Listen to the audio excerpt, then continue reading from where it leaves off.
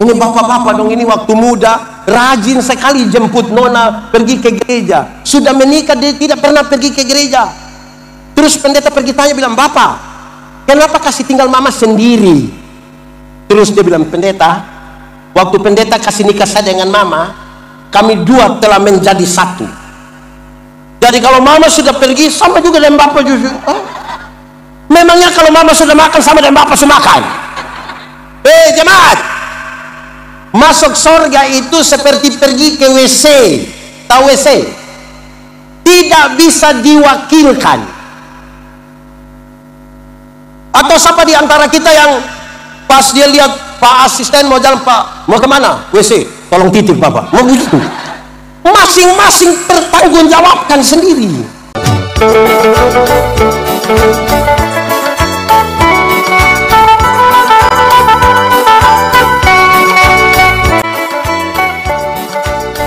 Ibu saudara, mari kita berdoa.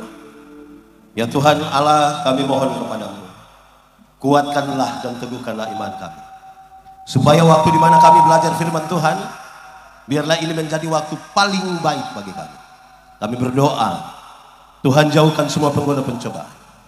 Biar di dalam damai-Mu kami belajar firman Tuhan. Kami rindu pada firman-Mu. Berfirmanlah bagi kami Tuhan, di dalam nama Yesus, firman yang hidup itu kami berdoa. Amin. Mari silakan duduk semuanya. Bapak Ibu saudara-saudara yang dikasihi dalam Tuhan Yesus, shalom. Dalam sukacita kita di malam hari ini, dalam prosesi menuju pada perayaan Paskah sekaligus di hari ulang tahun Kabupaten Kepulauan Yapen yang ke-55, kita bersyukur karena diadakan kegiatan kebaktian kebangunan rohani ini dalam semangat tema Allah Cinta Serui. Saja kita merenungkan ulang satu bagian yang lama ini, sebenarnya saya ingin kita membacanya kembali. Mari kita buka kitab Kejadian pasal 1 ayat 26. Kejadian pasal 1 ayat 26. Yang sudah dapat katakan amin. Amin, betul. Separuh tidak buka Alkitab juga amin. Itu tipu, itu dia punya nama. Karena hanya ada satu ayat, mari kita baca bersama-sama. 1, 2, 3. Berfirmanlah Allah, baiklah kita menjadikan manusia menurut gambar dan rupa kita, supaya mereka berkuasa atas ikan-ikan di laut dan burung-burung di udara, dan atas ternak, dan atas seluruh bumi, dan atas segala binatang melata yang merayap di bumi. Demikian firman Tuhan. Berbahagia setiap orang yang mendengar firman, memelihara dan melakukan dalam hidup setiap hari. Shalom. Itu kurang kuat. Kuat sedikit. Shalom. Ada anak sekolah minggu tanya saya, bilang begini, "Pendeta, kalau manusia mati jelas, kalau bukan masuk surga berarti masuk, bukan surga berarti, tapi kalau ayam mati dia masuk di mana Pak Pendeta?" Itu saya juga bingung itu. Kalau pertanyaan itu ditujukan kepada kita, ayam mati masuk di kalau dia mati di hutan tetap masuk di perut juga.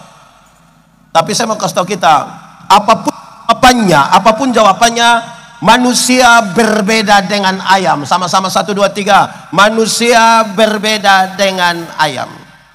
Kalau kita lihat kisah penciptaan, saudara, waktu ingin menciptakan ayam, Tuhan cukup berfirman langsung jadi ayam. Waktu cipta berfirman, waktu cipta babi cukup berfirman jadi babi. Semua cukup berfirman. Tapi ketika ingin menciptakan manusia, seolah-olah ada hitung-hitungan. Kenapa? Karena kepada manusia akan diberikan kuasa untuk menguasai seluruh ciptaan. Dan karena itu dia tidak boleh sama dengan ayam. Setelah hitung, Tuhan bilang begini, baiklah sekarang manusia diciptakan, maka dibedakanlah manusia dengan ayam. Apa itu?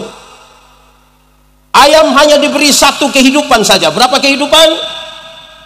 Tapi manusia diberikan 3 kehidupan sekaligus. Manusia diberikan berapa kehidupan?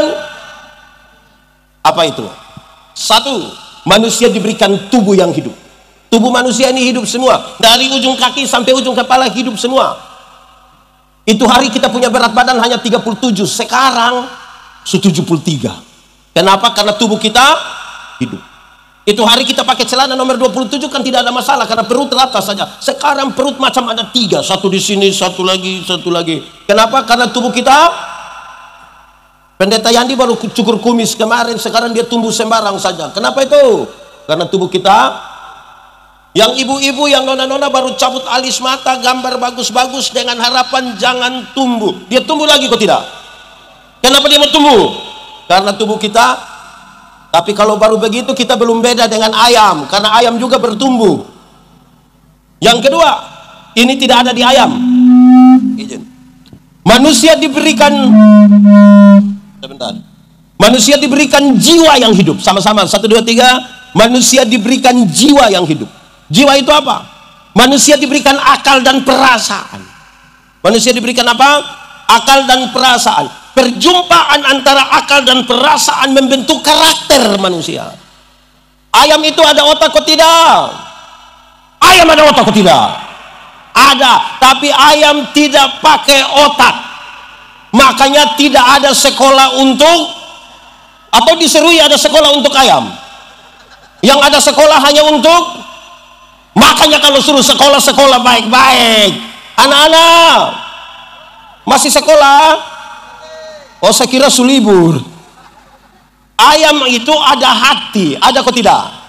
Dia punya nama hati ayam. Tapi ayam tidak pakai perasaan. Makanya ayam tidak pernah cemburu. Di sini ada yang biasa cemburu? Ada. Karena memang dia bukan ayam. Yang ketiga, manusia diberikan roh yang hidup. Manusia diberi apa? Roh itu apa? Roh itu yang menghubungkan manusia dengan Tuhan Allah. Roh itu yang mendorong manusia mencari Tuhan. Roh itu yang membuat manusia gelisah kalau dia tidak berdoa. Roh itu yang membawa manusia ingin beribadah bersama-sama. Saudara lihat sekarang, punya tubuh yang hidup, jiwa yang hidup, roh yang hidup. Cukup sampai di sini? Tidak, tambah lagi. Gambar dan rupaku kuberikan kepadamu. Gambar dan rupa itu artinya apa? Hakikat Tuhan Allah yang kekal dan kudus, sempurna dan mulia dikasih pada manusia, tidak dibatasi oleh ruang dan waktu. Saudara lihat sekarang, punya tubuh yang hidup, jiwa yang hidup, roh yang hidup, tidak dibatasi oleh ruang dan waktu, kudus, sempurna. Setelah jadi ciptaan yang bagus begini, baru Tuhan bilang begini, manusia, dunia dan segala isinya kuberikan kepadamu. Dunia mau baik tergantung siapa? Dunia mau rusak pun tergantung. Saya ulangi, dunia mau baik tergantung siapa? Dunia mau rusak tergantung siapa? Serui mau baik tergantung siapa? Serui mau rusak tergantung. Tambah satu kalimat, dengar baik-baik, tambah ini kalimat. Bahkan setan-setan pun harus tunduk kepada manusia. Sama-sama 1, 2, 3. Bahkan setan-setan pun harus, karena otoritas besar itu Tuhan kasih pada manusia. Jemaat, di sini jemaat 10 saja. Jemaat, jawab, kita takut setan atau setan takut kita? Ulang, kita takut setan atau setan takut kita? Yakin? Berarti perang lawan setan kita kalah atau menang? Yakin? Awas dia dengar. Saya mau kasih tahu kita jemaat, kerinduan kita setan takut kita, kenyataan membuktikan kita takut setan. Kerinduan kita menang lawan setan, kenyataan membuktikan kita kalah. Kenapa? Karena ada kerusakan otoritas Tuhan dalam hidup kita.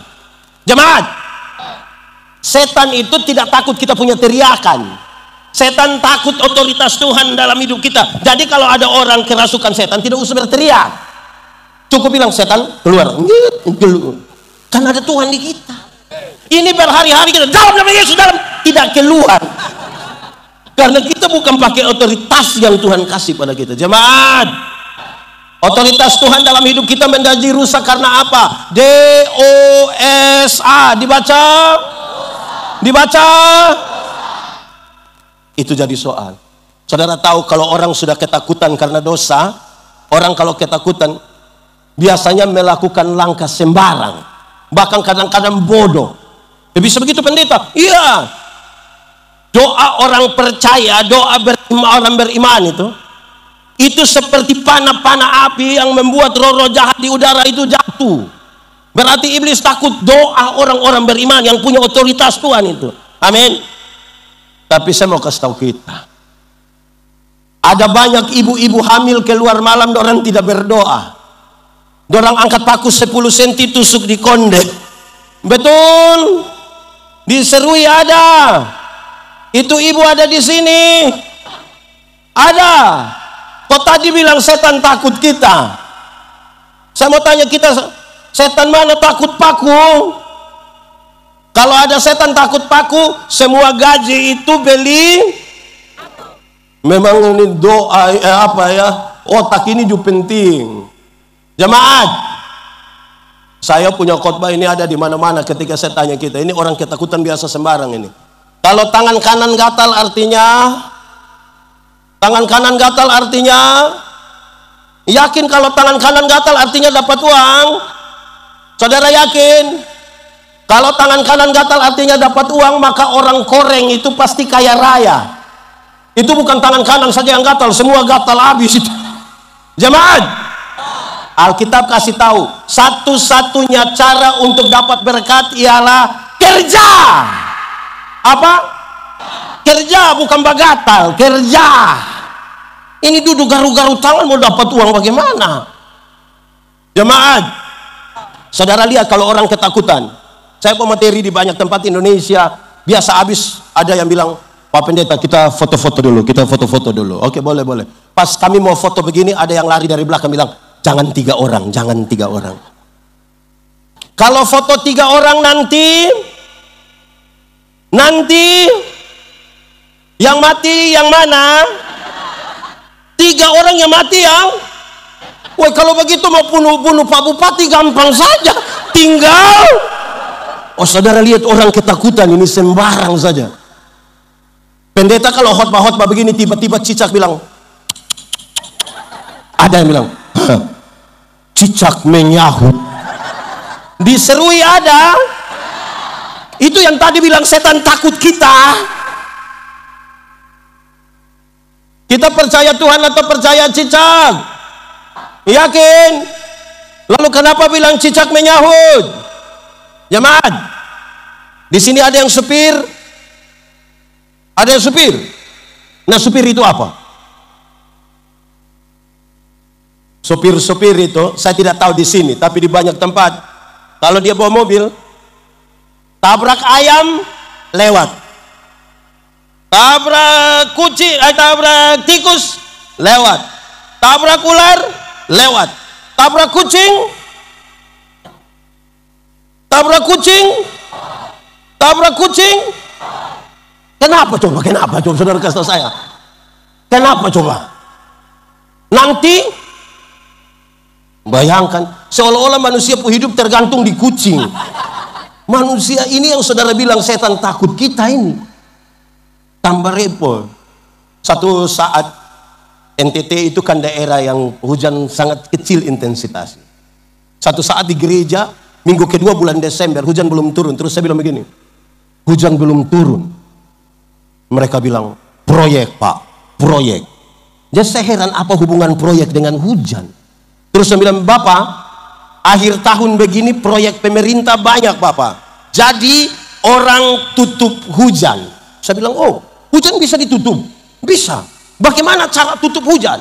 Saya bayangkan penjelasannya ilmiah. Ilmiah artinya masuk akal dan bisa dipertahankan terus menerus. Saya bayangkan awan hitam yang sudah berkumpul itu tembak pakai sinar laser, atau pakai efek kaca pentulkan cahaya supaya dia membubarkan itu. Saya bayangkan begitu. Ternyata bukan itu yang dorang maksud. Dorang bilang begini, permisi Bapak, kita tinggal buang pakaian dalam di atas rumah, hujan tidak turun. Saya bilang, itu celana dalam merek apa itu? Yang kalau buang hujan tidak turun itu. Aduh, kalau hujan bisa ditutup, kota Jakarta itu tidak akan pernah ada banjir, tidak akan.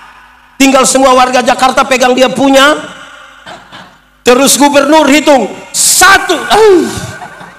Aduh, aneh kita hidup ini, aneh sekali.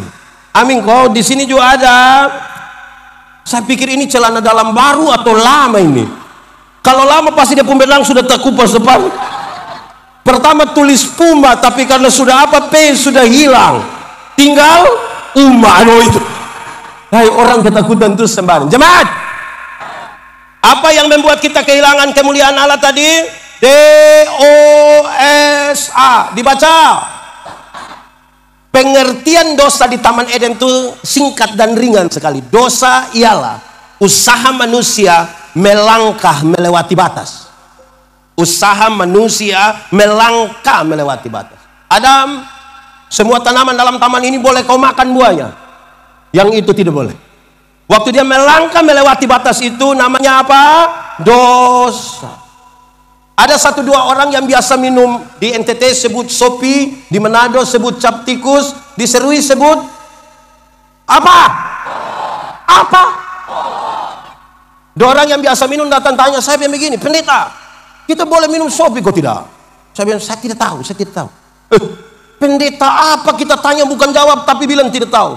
Saya bilang begini, ada legenda Yunani tentang pohon anggur. Legenda ialah cerita yang latar belakangnya kita tidak perlu tahu, tidak apa, tapi pesan-pesan moralnya mau kita pakai dalam hidup. Legenda itu bilang begini, pengusaha anggur yang pertama di dunia ialah Nuh. Siapa? Waktu Batra itu kandas di Ararat, air surut, Nuh turun langsung tanam anggur. Hafal. Hari pertama Nuh siram pakai darah domba. Darah apa? Hari kedua Nuh siram pakai darah singa. Darah apa? Hari ketiga Nuh siram pakai darah monyet. Darah apa? Dan hari keempat Nuh siram pakai darah babi. Darah apa? Orang tanya bilang, itu dia punya maksud apa? Nuh bilang begini, kalau engkau minum 1 seloki tadi pakai darah apa? Darah apa? Darah apa? Maka engkau akan tulus seperti anak domba. Dan karena itu tempatmu minum di perjamuan kudus. Perbuatlah ini menjadi peringatan akan. Kalau berapa seloki? Kalau engkau minum 2 seloki tadi pakai darah apa? Singa. Maka engkau akan kuat seperti singa. Dan karena itu tempat minummu di pinggir kebun. Orang tua dulu itu kalau mau masuk kerja kebun 2 seloki dulu. Habis kerja 2 seloki. Mau tidur 2 seloki. Bangun tidur 2 seloki. Nanti saudara lihat, sebentar ada yang mau 2 seloki, dong aku ajak di pinggir-pinggir situ. Kalau engkau minum 3 seloki tadi pakai darah apa? Darah apa? Oh, itu tempat minumnya di atas pohon. Lebih banyak dia punya tagoyang-tagoyang itu. Itu belum minum miskin Bapak. 3 seloki itu macam kaya, ambil saja. Jemaat, sudah 3 seloki itu cerita tinggi Bapak. Suara tinggi, isinya juga tinggi. Dan saudara tahu, banyak istri kena pukul di 3 seloki. Di sini ada suami biasa pukul istri. Nah, itu suami ada di sini. Siapa punya suami? Coba angkat tangan sejujur. Atau saya balik pertanyaannya. Ibu-ibu yang biasa kena pukul dari suami, coba angkat tangan. Jangan angkat tangan, pulang kena pukul ulang. Siapa tanggung jawab? Saya tidak tanggung jawab. Kalau berapa seloki? Kalau engkau minum 4 seloki tadi pakai darah apa? Permisi, minta maaf. Lihat babi itu makan di mana, tidur di situ, kencing di situ, buang semua di situ. Orang tanya saya, jadi pendeta kita berapa seloki? Engkau pilih sendiri. Jemaat, minum air susu itu baik atau tidak? Baik kalau 1 gelas. Coba minum air susu 1 ember. Bisa gila. Kalau susu yang bermanfaat saja melewati batas jadi masalah, apalagi Pak Pendeta, kami diserui ini 1 seloki saja Bapak, tapi ulang-ulang. Orang mabok ini memang parah. Di sini ada yang biasa mabuk. Ada ikut ibadah di sini. Dia pakai baju warna kacau ini. Nah, jemaat, waktu manusia jatuh dalam dosa, saudara lihat bagaimana keadaan tubuh, jiwa, dan roh.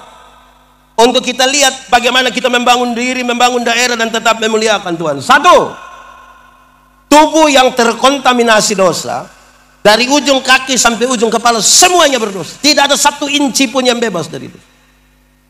Tubuh yang terkena dosa mengalami dua pergeseran yang serius sekali. Satu, tubuh yang terkena dosa itu melecehkan perempuan. Adam, kenapa kau makan ini buah? Dia bilang, perempuan yang engkau kasih itu yang bawa masalah. Ini kalimat yang sangat berbeda ketika pertama kali Adam melihat Hawa. Waktu pertama kali Adam melihat Hawa, dia bilang, dialah tulang dari tulangku, daging dari dagingku. Itu waktu belum berdosa. Dialah tulang dari tulangku, daging dari dagingku. Kalau pakai bahasa yang lebih di bawah, dia bilang begini, Hawa, engkau punya tulang, itu saya pun tulang. Engkau punya daging, itu saya pun daging. Engkau sakit, saya ikut sakit. Engkau senang, saya ikut senang. Itu waktu belum jatuh dalam dosa. Setelah jatuh dalam dosa, Adam bilang, perempuan sumber masalah, perempuan racun dunia. Bayangkan, saudara, bayangkan kalau racun dunia banyak begini nih, pesanya jadi gampang. Jemaat, di sini ada laki-laki anggap remeh perempuan. Engkau bermasalah dengan tubuhmu. Kalau hari ini orang tua kasih sekolah yang anak laki-laki, yang anak perempuan dia tidak kasih sekolah, engkau bermasalah dengan tubuhmu. Kalau hari ini saudara pernah dengar kalimat yang bilang begini, kamu perempuan ini sekolah juga sama, bulan datang masuk. Pernah dengar itu kalimat? Atau sendiri omong? Jemaat, mestinya kita tahu belajar menghargai perempuan sedikit. Amin kok. Saya ingat saudara-saudara, saya jadi pendeta melayani di Sabu, satu pulau kecil bagian selatan di NTT. Waktu itu belum menikah. Jemaat kalau lewat saya sementara cuci pakaian di sumur, dia bilang begini, pendeta, yo, makanya. Saya bilang, makanya apa? Kawin sudah. Saya bilang, kamu punya otak tidak betul ini, kamu otak tidak betul. Kalau mereka ke rumah pelayan, saya sapu-sapu rumah, dia bilang, makanya. Makanya apa? Kawin, kamu punya otak tidak betul. Hei pendeta, kenapa setiap kali kami minta pendeta kawin, pendeta bilang kami otak tidak betul? Saya tanya dorang, boleh jawab? Kalau pakaian kotor apa yang harus dilakukan? Cuci, bukan kawin.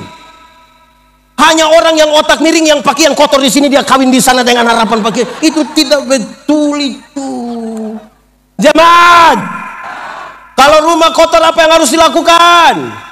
Apa? Sapu, bukan kawin. Hanya orang gila yang rumah kotor di sini yang sekawin dulu biar rumah bersih. Nah, tapi toh kemudian yang perempuan, yang ibu-ibu harus cuci, harus masak, harus timba air, harus sapu rumah, bukan karena dia pembantu, tapi dia melakukan itu atas nama cinta. Tepuk tangan ke ibu-ibu dulu. Supaya dia juga ada kesempatan rawat dia diri. Kalau tidak dia datang, dia rambut berdiri semua begini, baru kita pusing sekali. Begitu. Orang yang anggap remeh perempuan itu dia hidup tidak benar itu. Amin kok. Tapi yang kedua, tubuh yang terkontaminasi dosa mengakibatkan bagian-bagian tubuh tertentu dijadikan berhala baru.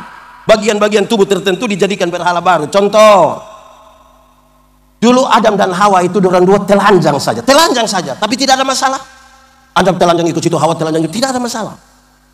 Kita punya orang sekarang pakaian mahal-mahal semua, bayar juga berulang-ulang, tapi masalah banyak sekali. Jemaat, pernah nonton TV? Oh iya, coba saudara ikut semua iklan kecantikan kulit di televisi. Semua iklan kecantikan kulit di televisi mengarahkan saya dan saudara untuk ambil kesimpulan seolah-olah kalau orang kulit putih itu lebih baik dari kulit hitam. Warna kulit saja jadi berhala baru. Akhirnya setiap kali yang kulit putih berdiri di depan, yang kulit hitam macam gelisah bagaimana dia. Ada lagu dulu bilang, biarlah yang hitam, jangan harapkan, mau pakai oker juga tidak bisa. Saudara berani pakai pemutih minta maaf di muka saja, leher pi bawah gelap lagi, saudara tambah gelisah nanti. Warna kulit saja jadi berhala baru ini. Coba saudara ikuti semua iklan kecantikan rambut. Seluruh iklan kecantikan rambut di televisi mengarahkan saya dan saudara untuk ambil kesimpulan seolah-olah kalau orang rambut lurus itu lebih baik dari rambut keriting. Rambut saja jadi berhala. Saya protes. Saya berkhotbah dalam banyak acara mendorong budaya positif Valentine. Saya bilang begini, di hari kasih sayang ini, yang paling akan menikmati belayan seorang suami adalah mereka yang rambut keriting, bukan yang rambut lurus. Yang rambut lurus itu dibelai tidak terlalu enak lah, tidak terlalu. Mungkin karena lurus jadi licin. Kita mau belai, kita bilang sayang, tidak ada itu. Sayang, yang keriting itu dibelai mantap. Sayang, lebih dah. Jangan gelisah hanya karena rambut keriting. Tuhan tidak pernah salah. Sama-sama 1, 2, 3. Tuhan tidak pernah salah. Mau omong tentang Tuhan cinta serui, dimulai dari Tuhan mencintai pribadi demi pribadi. Yang mencintai juga dirinya. Ibu-ibu, hari-hari ini berat badan saja jadi berhala baru. Berat badan saja, berat badan. Seolah-olah seorang perempuan cantik harus tinggi 170, berat badan 48 kg, jadi proporsional sekali. Akhirnya di kota-kota itu banyak ibu-ibu tidak makan malam. Dorang hanya telan ludah malam. Terus asam lambung naik, baru dia bilang, dalam nama Yesus tidak akan sembuh, tidak akan. Susah betul. Kalau ada ibu gemuk, 2 orang duduk di sini, terus yang gemuk 1 lewat situ, dengar dorang 2 punya percakapan. Dorang 2 gemuk, yang lewat juga gemuk. Yang 1 korek bilang begini, saya dan dia siapa lebih kurus ya. Berat badan saja jadi berhala bang. Jemaat, itu semua berakibat pada penerimaan kita atas sesama manusia. Saudara tahu, saya tahun 96 pergi sekolah teologi di Kupang. Saya masuk teologi tahun 96 di Kupang. Sebagai laki-laki normal, saya suka perempuan. Saya begini-begini suka perempuan. Tapi orang tidak ada yang suka dengan saya. Dulu kan kita pakai titip salam. Non, salam engkau pun teman salam engkau pun teman. Dia orang pikir tahu bilang, oi nona, ada salam dari Yandi. Terus dia bilang, Yandi itu orang apa? Dari mana? Dia kira saya orang gila mungkin. Dia orang kasih tahu, Yandi itu orang timur dari Soe. Terus dia bilang, tapi dia calon pendeta itu. Orang baik itu. Ini nona bilang begini, perbaiki keturunan. Bayangkan perbaiki, dia kira saya keturunan ular beludak mungkin. Woi, saya simpan di hati betul-betul. Woi, saya sekolah baik-baik, jemaat. Saya sekolah baik-baik, saya jadi pendeta, di mana-mana tulis bersama pendeta Yandi, bersama pendeta Yandi, bersama pendeta Yandi, bersama pendeta Yandi. Dia yang itu hari tolak saya itu. Kenapa? Kenapa coba? Dia kenapa? Apa pesan yang ingin saya sampaikan?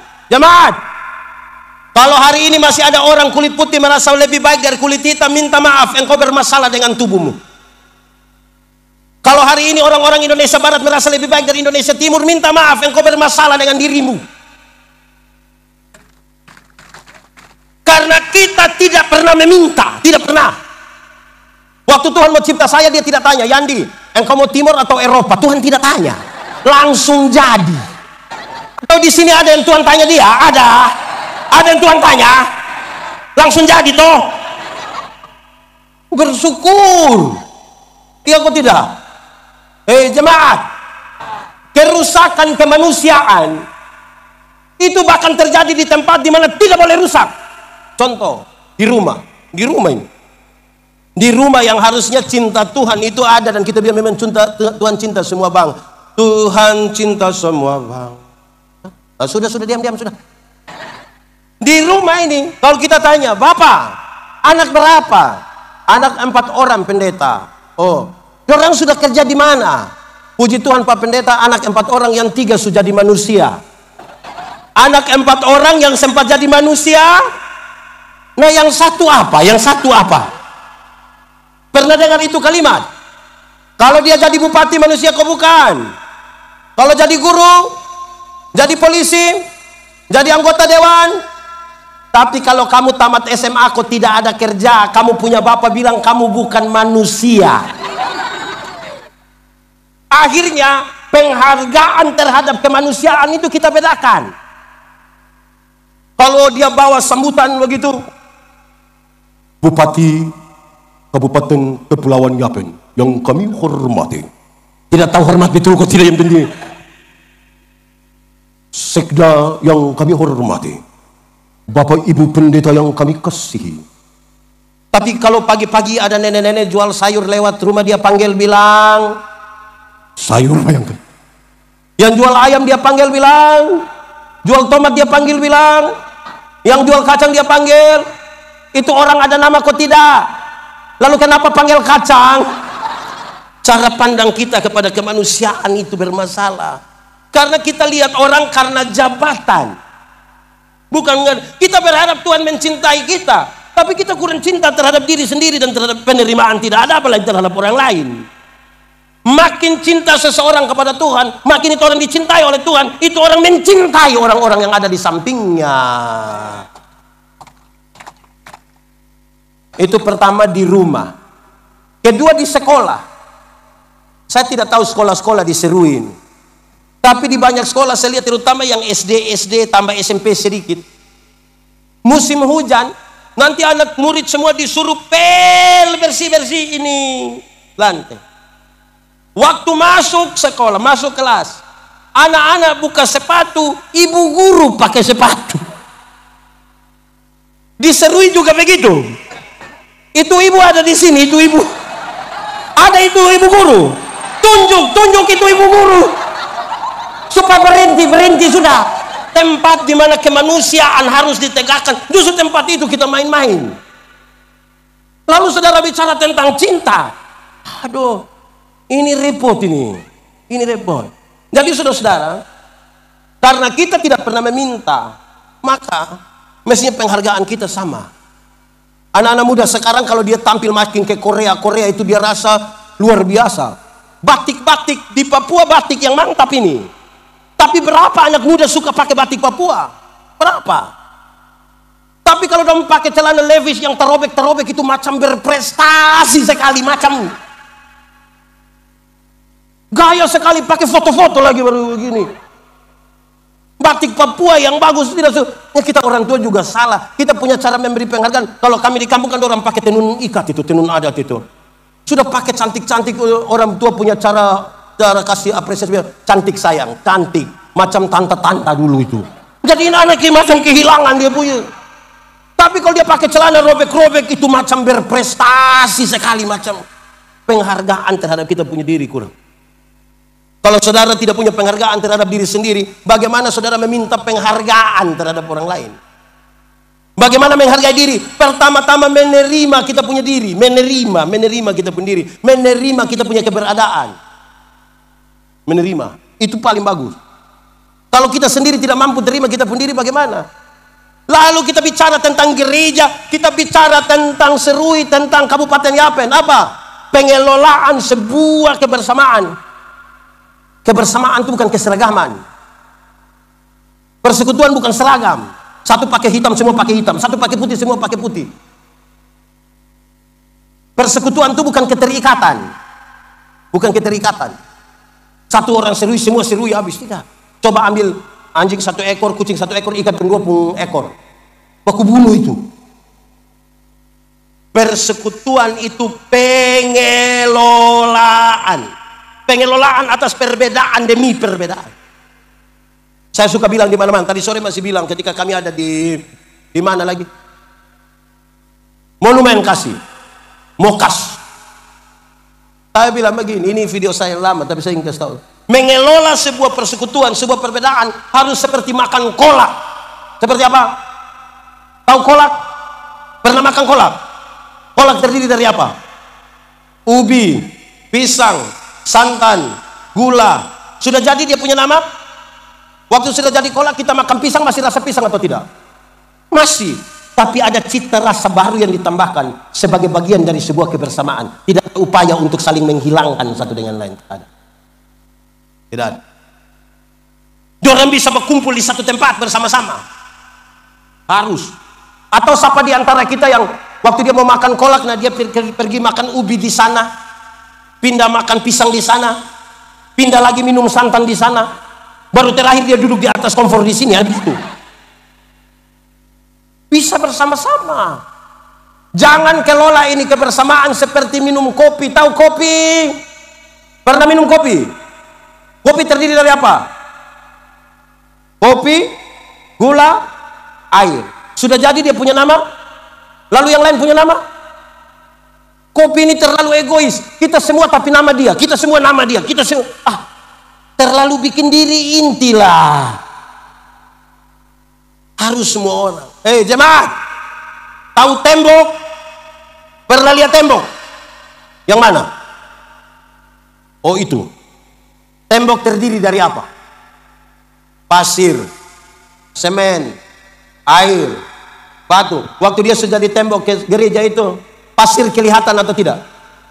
Karena dia tidak kelihatan, kita sepakat kita garu kasih keluar itu pasir, boleh?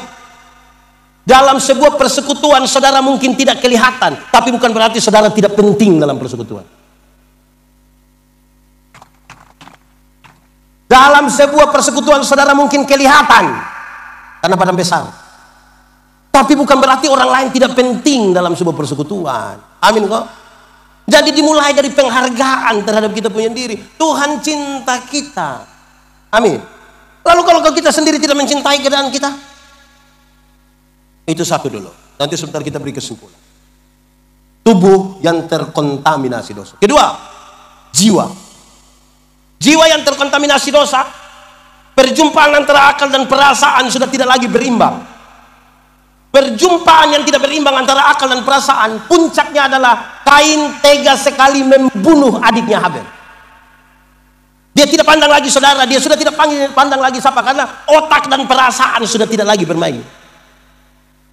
Kenapa waktu peristiwa Natal nyanyian para malaikat harus dinyanyikan di padang belantara? Itu kisah tidak bisa dilepaskan dari kisah dalam Kejadian pasal 4.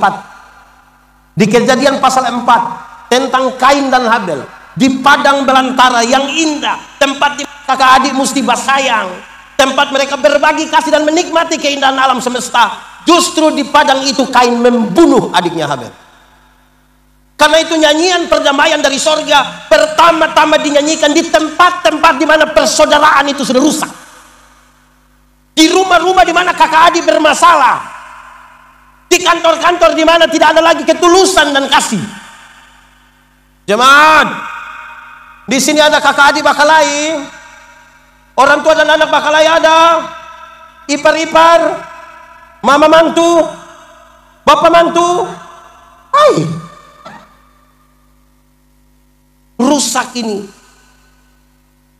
Yang kerja kantor lagi. Ini 55 tahun. 55 tahun.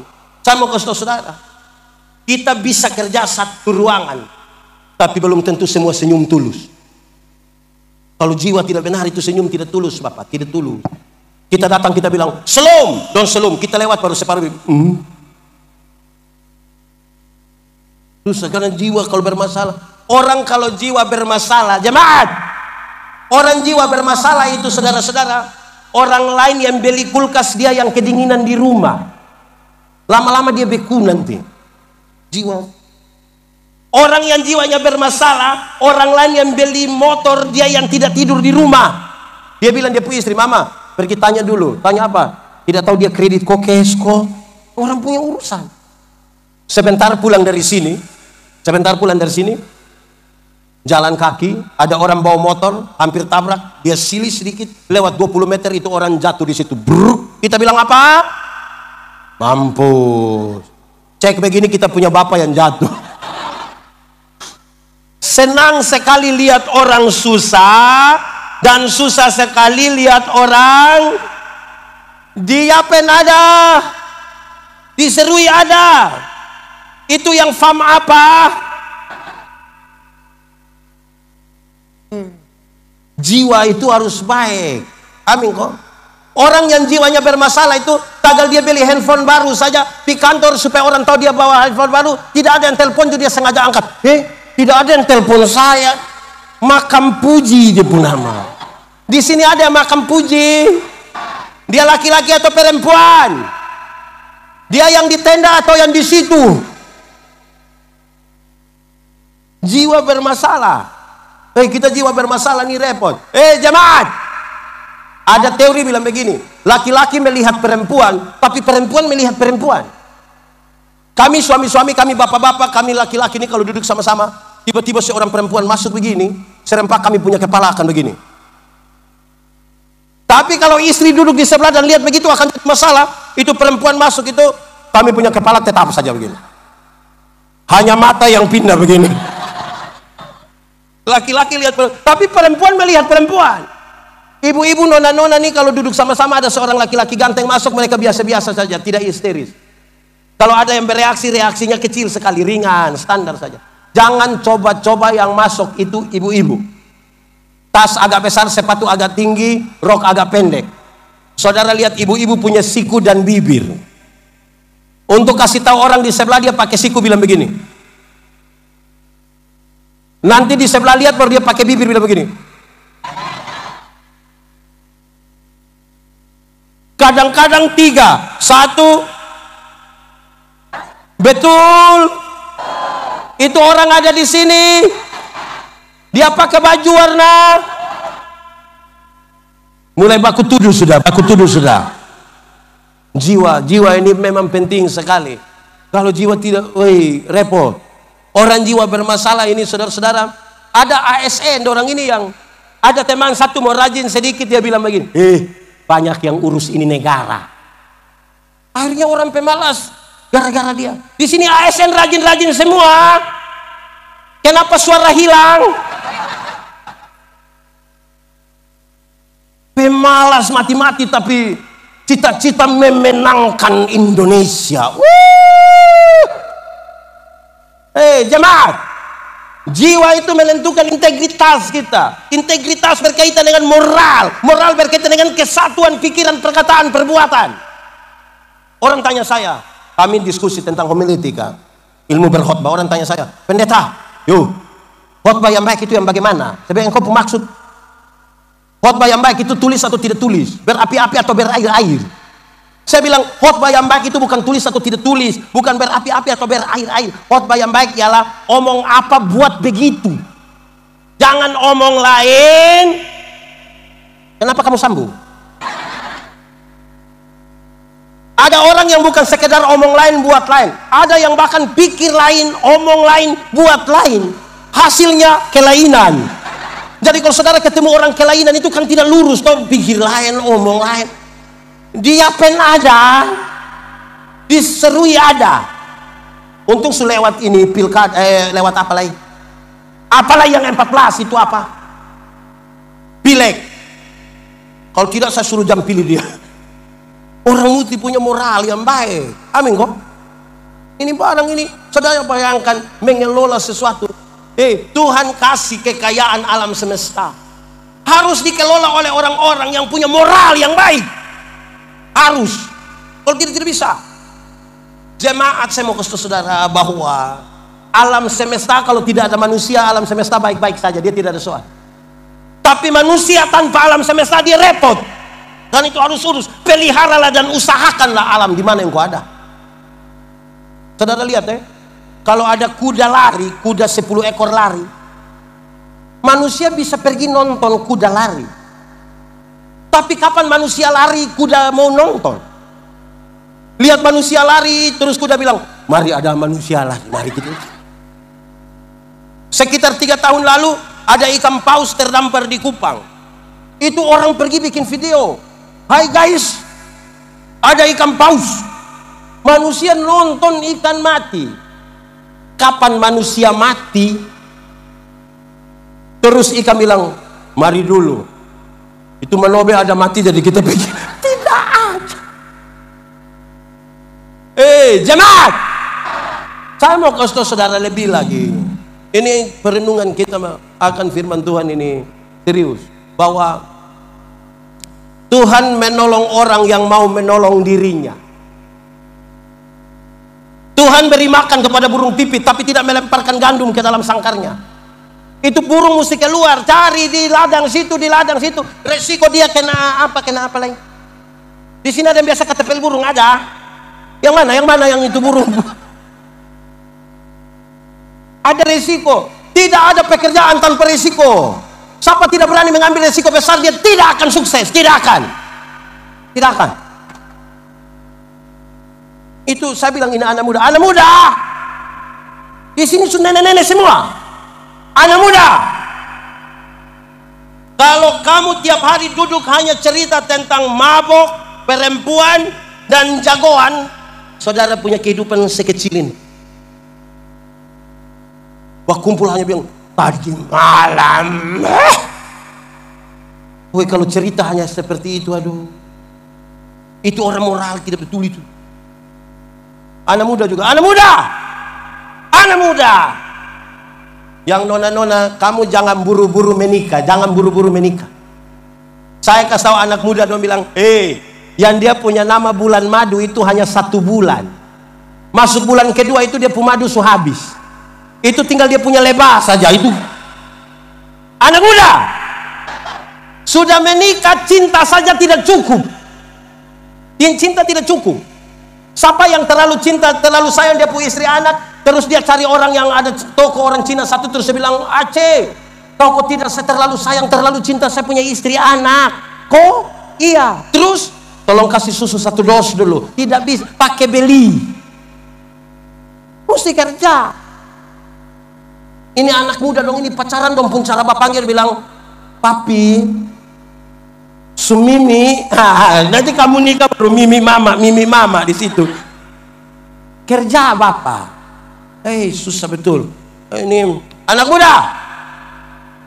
Jodoh itu akan datang dengan sendirinya. Itu pun kalau dia tahu rumah. Kamu pun tugas harus Sherlock. Tapi saya mau bilang pada saudara, begini, dengar. Kami yang tua-tua ini, pendeta yang di umur 47 tahun, jadi kami yang angkatan 45 ke atas ini, kami punya lagu tuh betul-betul mendidik, betul-betul mantap. Gereja tua, masihkah kau ingat?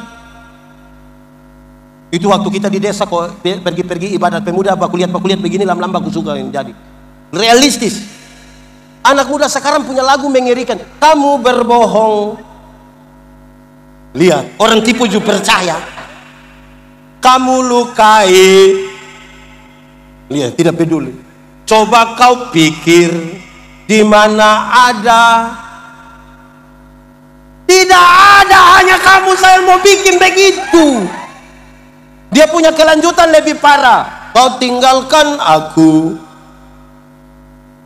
Kau dengan yang lain. Itu gila. Orang dengan orang lain kamu pergi setia bagaimana? Jadi cari lagu juga mendidik sedikit. Menyanyi makin dekat Tuhan. Saudara tidak tahu ini lagu. Lalu kenapa suruh saya solo? Coba kita menyanyi. Makin dekat Tuhan kepadamu, walaupun salib mengangkat. Inilah laguku dekat kepada makin dekat Tuhan depan. Banyak yang tidak tahu ini lagu. Yang separuh orang bikin ke rohani-rohani, dong tidak menyanyi tapi dong bukan rohani, tidak tahu. Lagu yang Tuhan punya tidak tahu, tapi yang dunia punya dia hafal mati. Kau mau cari yang bagaimana? Bayangkan. Jadi pulang menyanyilah lagu Kidung Jemaat, tidak apa-apa. Jemaat. Kalau saudara membalas kebaikan dengan kebaikan, itu karakter manusiawi. Tidak usah pergi ke gereja, tidak usah pergi sekolah minggu, orang tahu. Bapak buat baik kepada saya buat baik kepada Bapak. Itu karakter manusiawi sekali. Kalau saudara membalas kejahatan dengan kebaikan, itu karakter ilahi. Tapi kalau saudara membalas kejahatan dengan kejahatan, itu karakter iblis, kerusakan. Kita tinggal pilih, kita ada di bagian mana. Dan itu serius bagi kita. Ada satu kata dalam bahasa Indonesia, ini kata hanya satu, tapi kalau kita ucap dengan cara ucap yang beda, dia punya arti bisa beda. Itu kata ialah kata cocok. Coba saya ucap dengan cara ucap yang beda, saudara temukan dia punya perbedaan. Kalau saya bilang begini, cocok, saudara tahu artinya? Apa artinya? Cocok itu, klop itu, serasi itu, mantap itu. Kalau saya bilang apa? Cocok. Tapi kalau saya bilang begini, cocok, tahu artinya? Suami tukang tipu, istri tukang tipu, anak tukang tipu, jemaat yang dengar bilang apa? Cocok. Orang di kantor bukan kerja tapi omong orang lain punya nama terus, yang lihat bilang apa? Cocok. Tiap hari dong ketemu itu hanya bertengkar tiap hari, yang lihat bilang apa?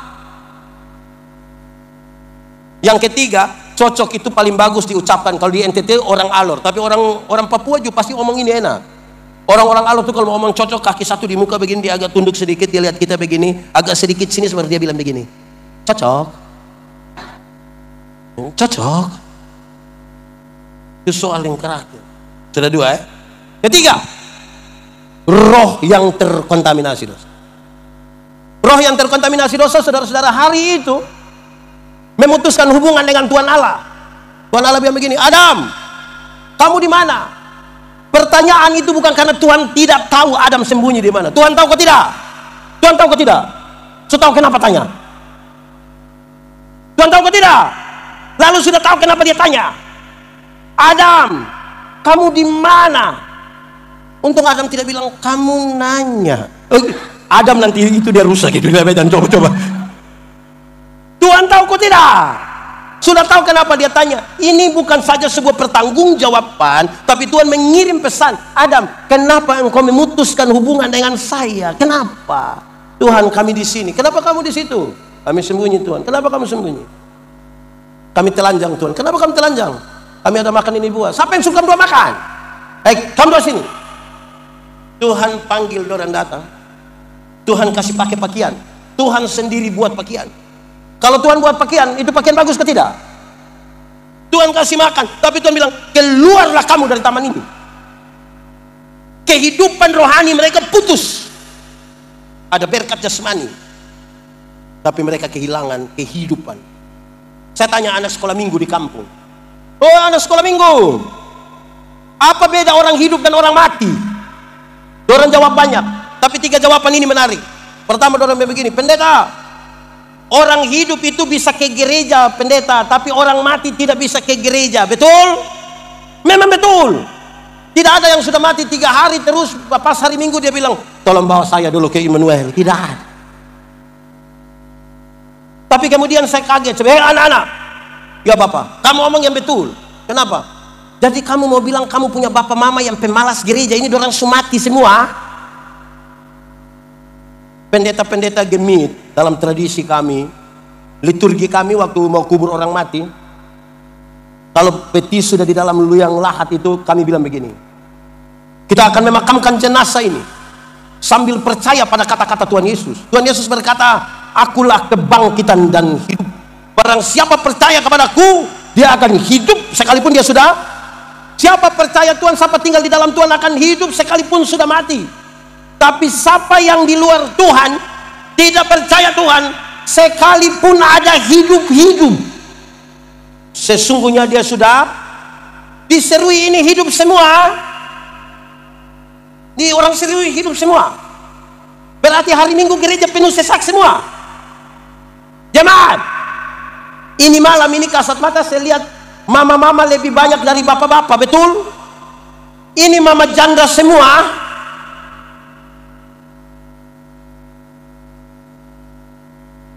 Ini bapak-bapak dong, ini waktu muda rajin sekali jemput nona pergi ke gereja. Sudah menikah dia tidak pernah pergi ke gereja. Terus pendeta pergi tanya, bilang, Bapak, kenapa kasih tinggal mama sendiri? Terus dia bilang, pendeta, waktu pendeta kasih nikah saya dengan mama, kami 2 telah menjadi 1. Jadi kalau mama sudah pergi, sama juga dengan bapak justru. Memangnya kalau mama sudah makan sama dengan bapak sudah makan? Jemaat, masuk surga itu seperti pergi ke WC. Tahu WC? Tidak bisa diwakilkan. Atau siapa di antara kita yang pas dia lihat Pak asisten mau jalan, Pak mau kemana? WC, tolong titip bapak. Mau begitu?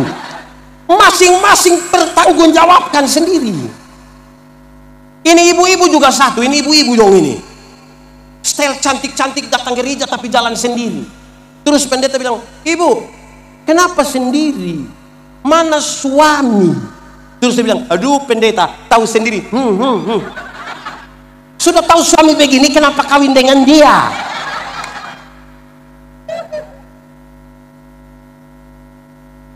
Jemaat, ada 2 rumah jauh dari gereja dekat hutan.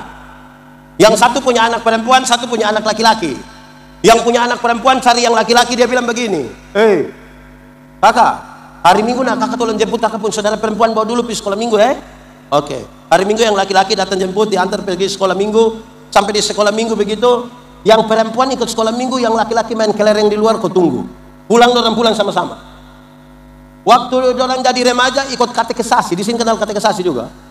Yang laki-laki jemput juga yang perempuan antar sampai gereja, yang perempuan ikut katekisasi, yang laki-laki dia isap-isap rokok di luar, kau tunggu. Pulang-pulang sama-sama. Rupa-rupanya orang 2 jodoh. Setelah menikah, yang perempuan terpilih jadi majelis gereja.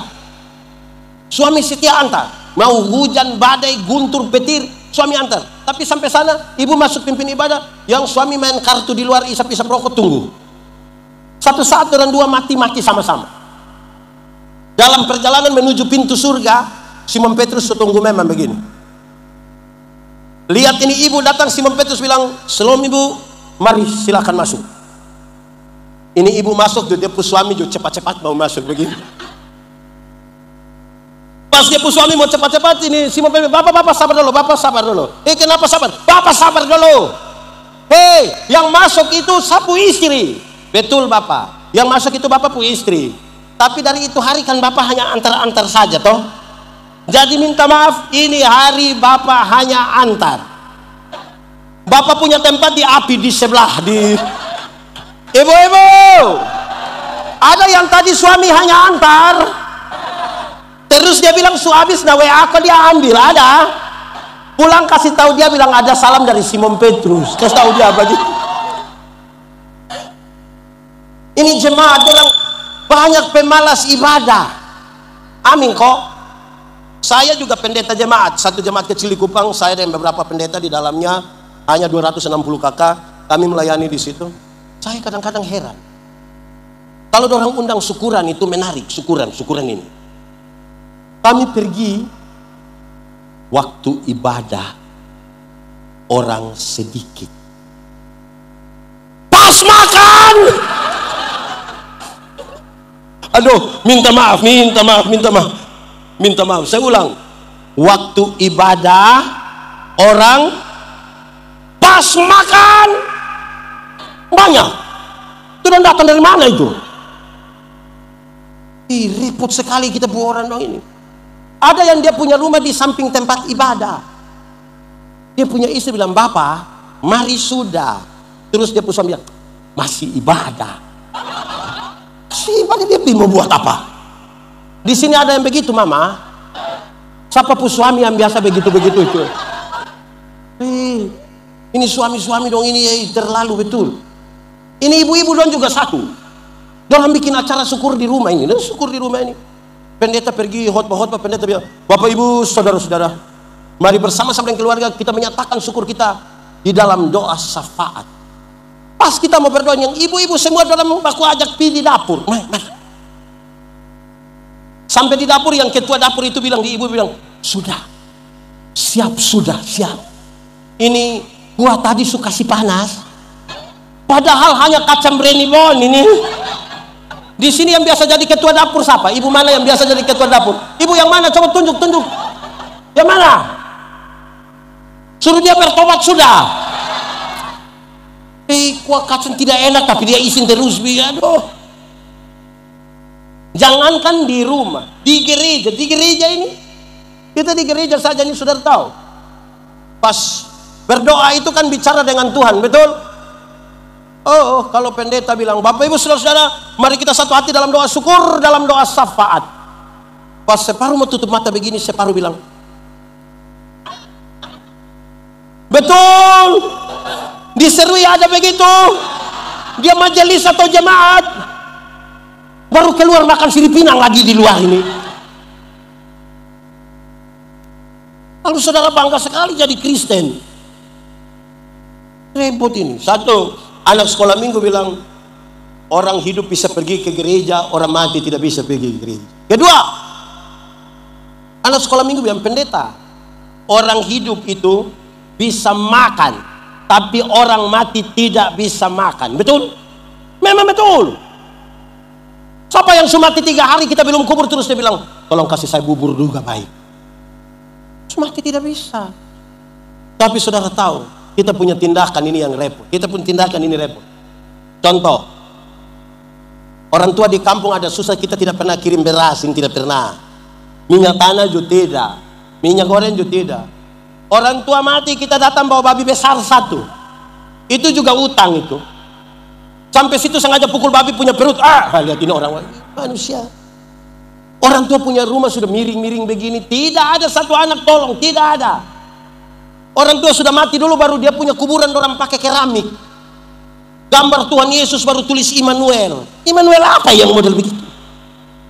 Jemaat, orang tua masih hidup itu beli kasih dia jas. Dia pakai memang jas.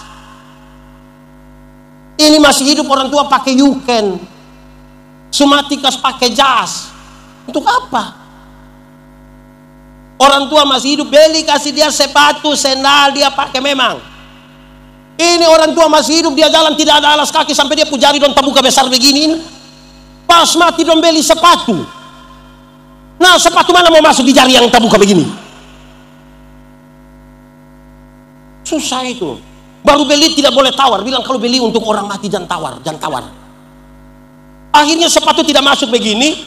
Dorang sandar saja di peti. Yang sepatu posisi begini tidak kasih pakai. Sepatu posisi begini dia menaik begini di surga. Ada dia punya harga lagi dia. Di serui ada yang model begitu. Saya satu saat mau kubur orang mati begini, mau tutup dia punya peti. Ada yang bilang, Bapak pendeta tunggu sedikit. Bapak tunggu sedikit, tunggu. Apa? Tunggu sedikit, yang ambil sudah dekat sini. Apa? Bapak dong masih ambil Bapak tua punya kacamata. Saya bilang, hei, di surga tidak butuh yang kau punya kacamata itu, tidak butuh. Ini kita orang Kristen kadang-kadang bikin aneh-aneh betul. Orang tua hidup ini tidak ada Alkitab. Saya pendeta jemaat. Kadang-kadang saya pergi jemaat di rumah, saya tidak bawa Alkitab. Pergi saya bilang, Bapak, tolong ambil Alkitab dulu. Itu dia pergi ke belakang lama, Bapak. Lama baru dia datang. Yang menarik, dia datang dari sana bawa satu Alkitab yang aneh, karena dia fam manobe, tapi Alkitab tulis Nubatonis. Ini pasti dia pinjam supas. Alkitab tidak ada tapi motor 2, Bapak. Kalau Alkitab tidak ada tapi motor 2, itu kemungkinan pertama, mungkin harga Alkitab lebih mahal dari motor. Jadi dia bisa beli motor tapi tidak bisa beli. Yang kedua, kemungkinan besar mungkin dia sudah hafal semua. Jadi tidak usah ada, tinggal kasih tahu Matius 3 ayat 7 dia langsung ngomong. Ini orang dong. Yang sudah baca kasih habis Alkitab boleh angkat tangan. Woi, ini sedikit ini. Sudah turun tangan sudah. Jemaat, saya mau kasih tahu saudara, yang sudah baca kasih habis Alkitab saja belum tentu orang mengerti. Yang sudah baca kasih habis. Apalagi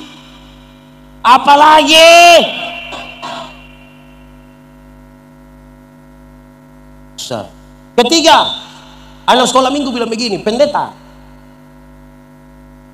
sebelum ketiga saya ngomong Alkitab ini kan saya ingat kita punya kebiasaan satu yang buruk. Ini kebiasaan buruk, lebih baik bertobat.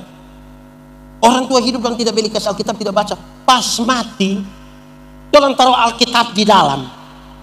Mau untuk apa? Yang dia hidup saja tidak baca, buta huruf lagi.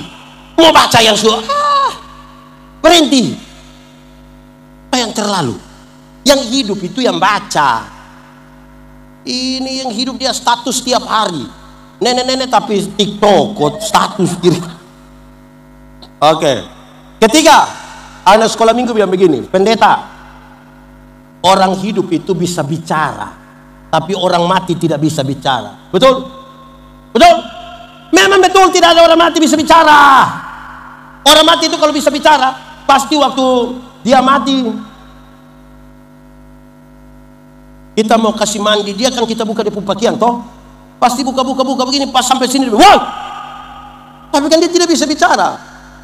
Tapi saudara tahu, saya keliling banyak tempat di Indonesia, ada jemaat datang di saya bilang begini, pendeta, yo, tadi malam nenek ada datang. Jadi saya tanya, siapa punya nenek?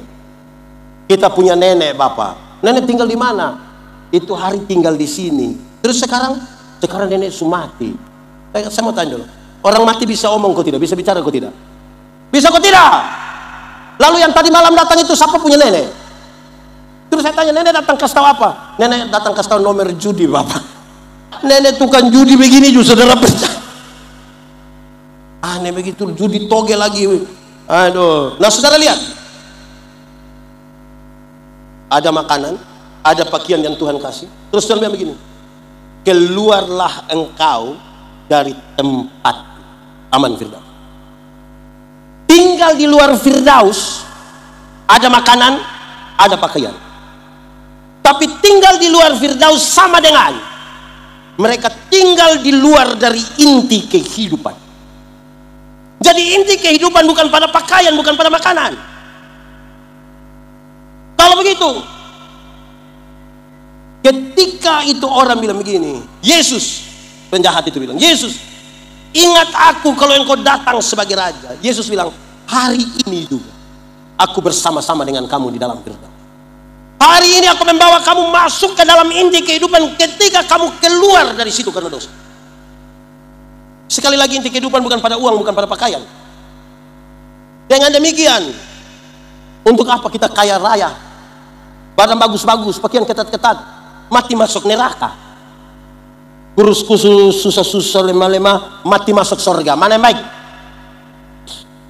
Badan bagus-bagus, hidup kaya raya, mati masuk neraka. Kurus-kurus, susah-susah, mati masuk surga. Mana yang baik? Mana yang baik? Dua-dua tidak baik. Yang bagus itu badan bagus-bagus, pakaian ketat-ketat, hidup kaya raya, mati masuk surga. Kita saja yang Tuhan baru kasih kepercayaan kecil, kita lupa Tuhan. Dulu belum diangkat jadi ASN, keliling semua gereja berdoa minta Tuhan tolong. Setelah diangkat bikin syukuran di rumah, gaji pertama semua kasih Tuhan. Kedua, ketiga, sampai hari ini yang sudah tidak lagi. Baru alasan menolak pelayanan lagi. Begitu. Saudara-saudara, kita ini kadang-kadang Tuhan baru kasih kita kulit lebih putih sedikit dari orang lain, kita pun sombong. Yang RT dia pun suami, tapi suruh panggil dia mama RT. Lama-lama dia bikin kacau, ini dana RT semua ini. Yang kepala sekolah dia punya suami, tapi suruh panggil dia mama Kepsek. Oh, lama-lama dia tanda tangan, ini rapor dong, bikin kacau ini dunia. Bikin kacau. Tuhan baru kasih sedikit saja, ini kita lupa diri. Jemaat, kalau begitu cari Tuhan jangan hanya untuk sembuh. Karena Tuhan datang ke dunia bukan untuk bikin orang sakit jadi sembuh. Sakit pun bisa dibuat. Ingat, banyak orang yang tidak kenal Tuhan malah lebih sehat dari kita. Yang biasa minum sopi itu minum dari 3 hari lalu sampai tadi pagi istirahat sedikit minum ulang, orang tidak tahu sakit. Kita yang mengaku kenal Tuhan duduk di bawah embun begini pulang pilek, Bapak. Jadi ukur Tuhan jangan hanya sembuh. Jangan cari Tuhan hanya untuk kaya. Tuhan datang ke dunia bukan untuk bikin orang miskin jadi kaya. Sekalipun bisa dia buat. Ingat, ada banyak orang tidak kenal Tuhan lebih kaya dari kita. Itu koruptor, orang itu kaya-kaya semua. Orang punya rumah 2, 3, 4, 5, sampai tidak suka tinggal di dalam rumah, tapi tinggal di penjara sana. Tapi orang kaya-kaya. Kita yang mengaku kenal Tuhan ini yang sedikit-sedikit garam habis, sedikit-sedikit pulsa habis. Mau beli itu sepatu gereja pakai tanya di itu orang Jawa bilang bisa bayar 6 kali kah? Lalu cari Tuhan untuk apa? Kalimat Tuhan Yesus ini dari penting. Carilah dahulu kerajaan Allah dan selamat dulu, baru yang lain itu di kekayaan, kehormatan di, jabatan di, umur panjang di, istri di. Mau bapak tua tambah satu, mau.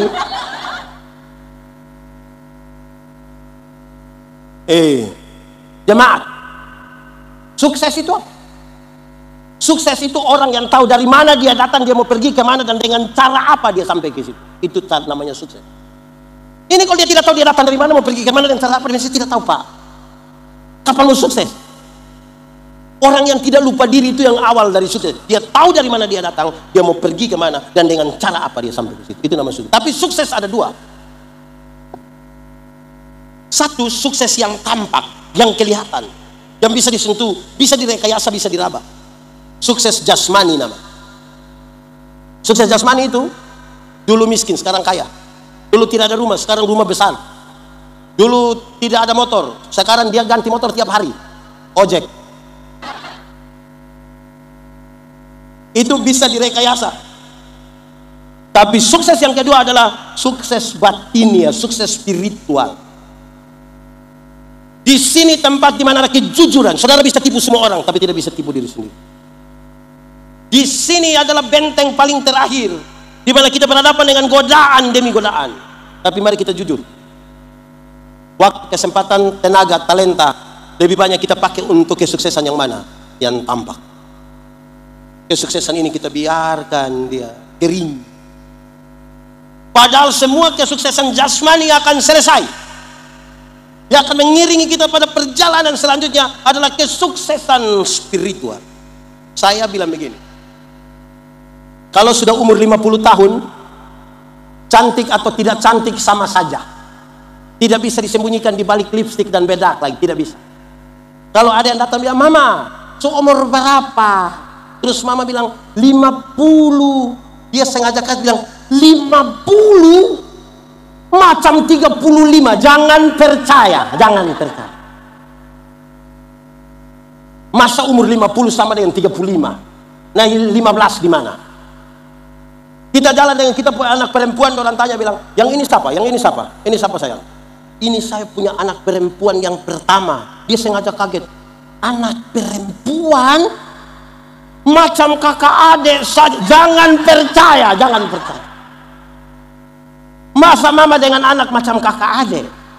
Mama dengan anak kalau macam kakak adik hanya dua kemungkinan.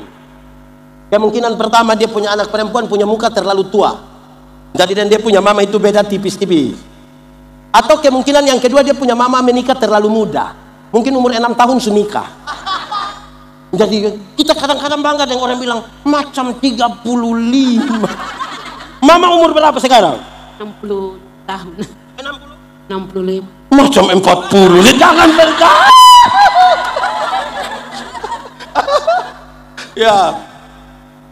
Umur 50, cantik atau tidak cantik sama saja. Umur 60, ada jabatan atau tidak ada jabatan sama saja. Itu pensiun itu. ASN, TNI, Polri, swasta, rata-rata kan pensiun umur 60 toh. Waktu kita masih aktif itu yang kita datang orang bilang, "Laksanakan, lanjutkan, hormati." Itu aktif. Kita pensiun mau terima taspen, anak kecil yang baru hodor 3 bulan, dia lihat kita baru dia bilang, "Tua aman kah?" Macam kita mau. Umur 70 tahun, rumah besar atau rumah kecil sama saja. Apalagi rumah tingkat. Kau pakai tongkat menaik di lantai 2 dan begini. Oh, tidak jadi Bapak. Tidak bisa. Umur 80 tahun, kalau Tuhan izinkan dia umur panjang, bahkan kaya atau miskin pun tidak ada guna. So tidak mungkin lagi dia ambil bakar batu itu 2 ekor makan sendiri, tidak bisa. Tidak mungkin lagi daging babi 2 kilo, tidak mungkin. Kolesterol, asam urat, diabetes, darah tinggi, jantung, gigi tidak ada. Orang lain masih kunyah, kita tidak kunyah. Kita macam mall saja. Dia punya manis habis. Apa yang kita cari coba? Apa? Apa? Saudara, kalau kita kumpul kok cucu dong ada lari-lari begini, cucu yang paling besar bilang, Opa mau makan apa biar anak bagi ya, anak ambil. Dia hanya bilang, jangan. Opa makan bubur papeda. Paling-paling apa yang bisa kita banggakan? Tidak ada yang bisa kita banggakan. Saya pun teman, waktu kita SMA, dia tato Guns N' Roses punya lambang di sini yang ada orang pangku kaki begini, kalau ada lukis. Gagah, kulit bagus lagi, tinta bagus, kontras mantap. Itu SMA, 17 tahun. Waktu dia umur 43 tahun dia sakit, kalau kita pergi lihat dia ini, saya juga sedih. Itu tato itu bukan macam orang pangku kaki, macam orang menyembah itu dia. Turun Bapak, turun. Kita mau bisa apa? Jadi kalau yang kita cari kepada Tuhan hanya yang jasmani, kita salah tempat. Cari duluan kerajaan Allah. Selamat dulu. Oke, saya mau tanya sekarang, jemaat. Surga lebih baik atau dunia lebih baik? Surga atau dunia? Yakin? Berarti surga lebih baik dari dunia, amin? Betul? Kalau begitu siapa mau pergi sekarang? Yang mau pergi ke surga sekarang boleh angkat tangan. Surga lebih baik tapi tidak mau. Oh pendeta, belum waktu Tuhan. Oke, karena belum waktu Tuhan, saya belum pergi ke surga yang lebih baik dari dunia karena belum waktu Tuhan. Tapi tanda-tanda kerajaan surga sudah harus saya alami di sini, di tempat di mana saya tinggal. Tanda-tanda kerajaan surga adalah damai sejahtera. Harus dialami di sini. Damai sejahtera itu apa? Damai sejahtera adalah segala sesuatu yang mendatangkan kebaikan bagi umat manusia. Itu dia penama damai sejahtera. Bahkan untuk mendatangkan kebaikan, kadang-kadang jalan yang ditempuh tidak bagus. Ingat, untuk kita selamat Yesus harus menderita. Ingat, kita mesti vaksin. Itu siapa yang senang divaksin tuh? Enak sekali ini semua. Untuk mendatangkan kebaikan kadang-kadang tidak enak, tapi supaya menjadi baik. Sekarang kalau begitu orang-orang yang tinggal di dunia yang mendatangkan damai sejahtera, hidup tidak boleh tipu. Tipu boleh kok tidak? Tipu boleh kok tidak? Kalau untuk kebaikan kita tipu boleh? Apa? Kenapa? Tipu boleh kok tidak? Boleh kok tidak? Tidak kok boleh. Kalau untuk kebaikan kita tipu? Tidak boleh. Tidak ada tipu untuk kebaikan. Tipu itu tipu. Satu tipu melahirkan tipu baru. Bapak, kenapa tidak pergi gereja? Perasaan dan pendeta tanya, dia bilang, saya sakit pendeta, saya sakit. Oke. Kita ketemu dia punya istri, kita bilang, Mama, bilang Bapak sakit. Karena Mama tidak tahu. Mama, tidak, ada baik-baik tuh, ada. Terus kita ketemu dia, kita bilang, Bapak, Mama bilang Bapak tidak sakit. Terus dia bilang, sebenarnya saya sakit, tapi belum kasih tahu Mama. Aduh, ada satu anak kecil umur 1,5 tahun baru belajar bicara. Dia pu bapak kepala desa. Ini anak setiap kali dia mau kencing dia minta tolong dia pu bapak yang kasih kencing. Tapi kan dia punya bapak rasa dia pu bapak ini pejabat ini. Jadi setiap kali ini anak mau kencing dia ajar dia pu anak bilang, anak nanti kalau adik mau kencing adik kasih tahu bilang adik mau menyanyi. Nah itu dia pun cara berhasil. Setiap kali ini anak mau kencing dia pu bapak ada yang staff dorang ini anak datang bilang, Papa, yo. Ada mau menyanyi, dia pun bapak sengaja putar-putar begini, keluar kasih kencingin anak, selesai. Satu waktu dia pun mama dengan bapak berangkat ke Jakarta, titipin anak di dia pun om dorang.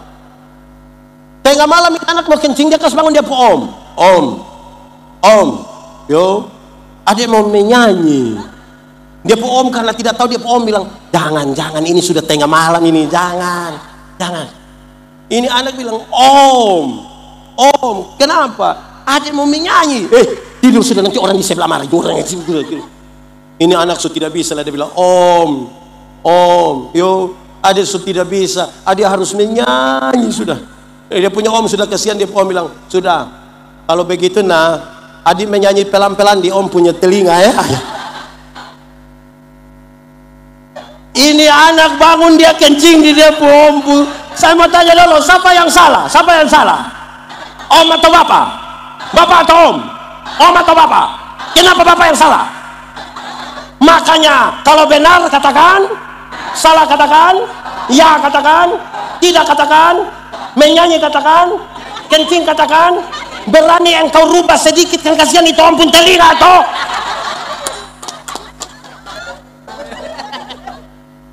Di Serui sini ada yang tukang tipu. Dia ASN kok bukan? Yang tipu-tipu lah. Hidup tipu-tipu apa? Jemaat, saya mau kasih saudara begini tentang tipu itu. Kalau tidak bisa jujur-jujur saja, tidak usah tipu kita pun diri. Tidak baik itu tipu-tipu. Lurus-lurus toh. Pendeta, kami di Serui kami tidak tipu. Kami hanya pakai dua kata, sebenarnya dan tapi. Bapak kenapa tidak pergi ke gereja? Sebenarnya saya pergi. Tapi itu dia tidak pergi. Kenapa engkau tidak terima dari panitia? Sebenarnya saya terima. Tapi jadi sebentar kalau pulang dari sini ketemu jemaat yang dia tidak ikut ini acara, terus kita bilang, kenapa tidak ikut? Terus dia bilang, sudah. Saya tahu engkau punya maksud itu, tidak usah lagi. Sebenarnya. Repot sekali ini. Kedua, saya mau kasih tahu kita yang mau mendatangkan tanda-tanda kerajaan surga ini. Satu, tidak boleh tipu. Dua, tidak boleh memaki, tidak boleh maki-maki itu. Di sini ada yang biasa maki-maki.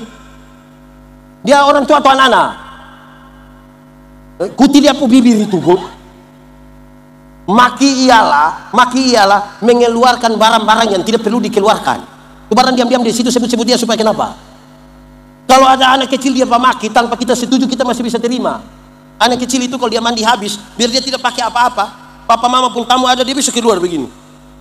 Kan dia belum mengerti. Tapi coba dia pun bapak coba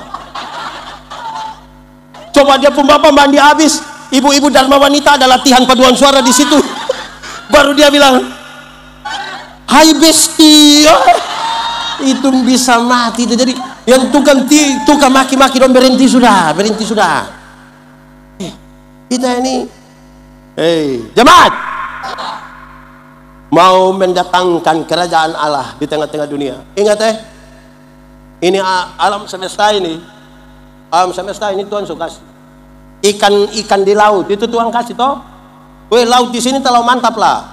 Saya ada di beberapa tempat di pulau-pulau yang bagus-bagus ya, orang sudah pergi itu. Saya bilang, kami tidak suka makan kampu ikan dong ini.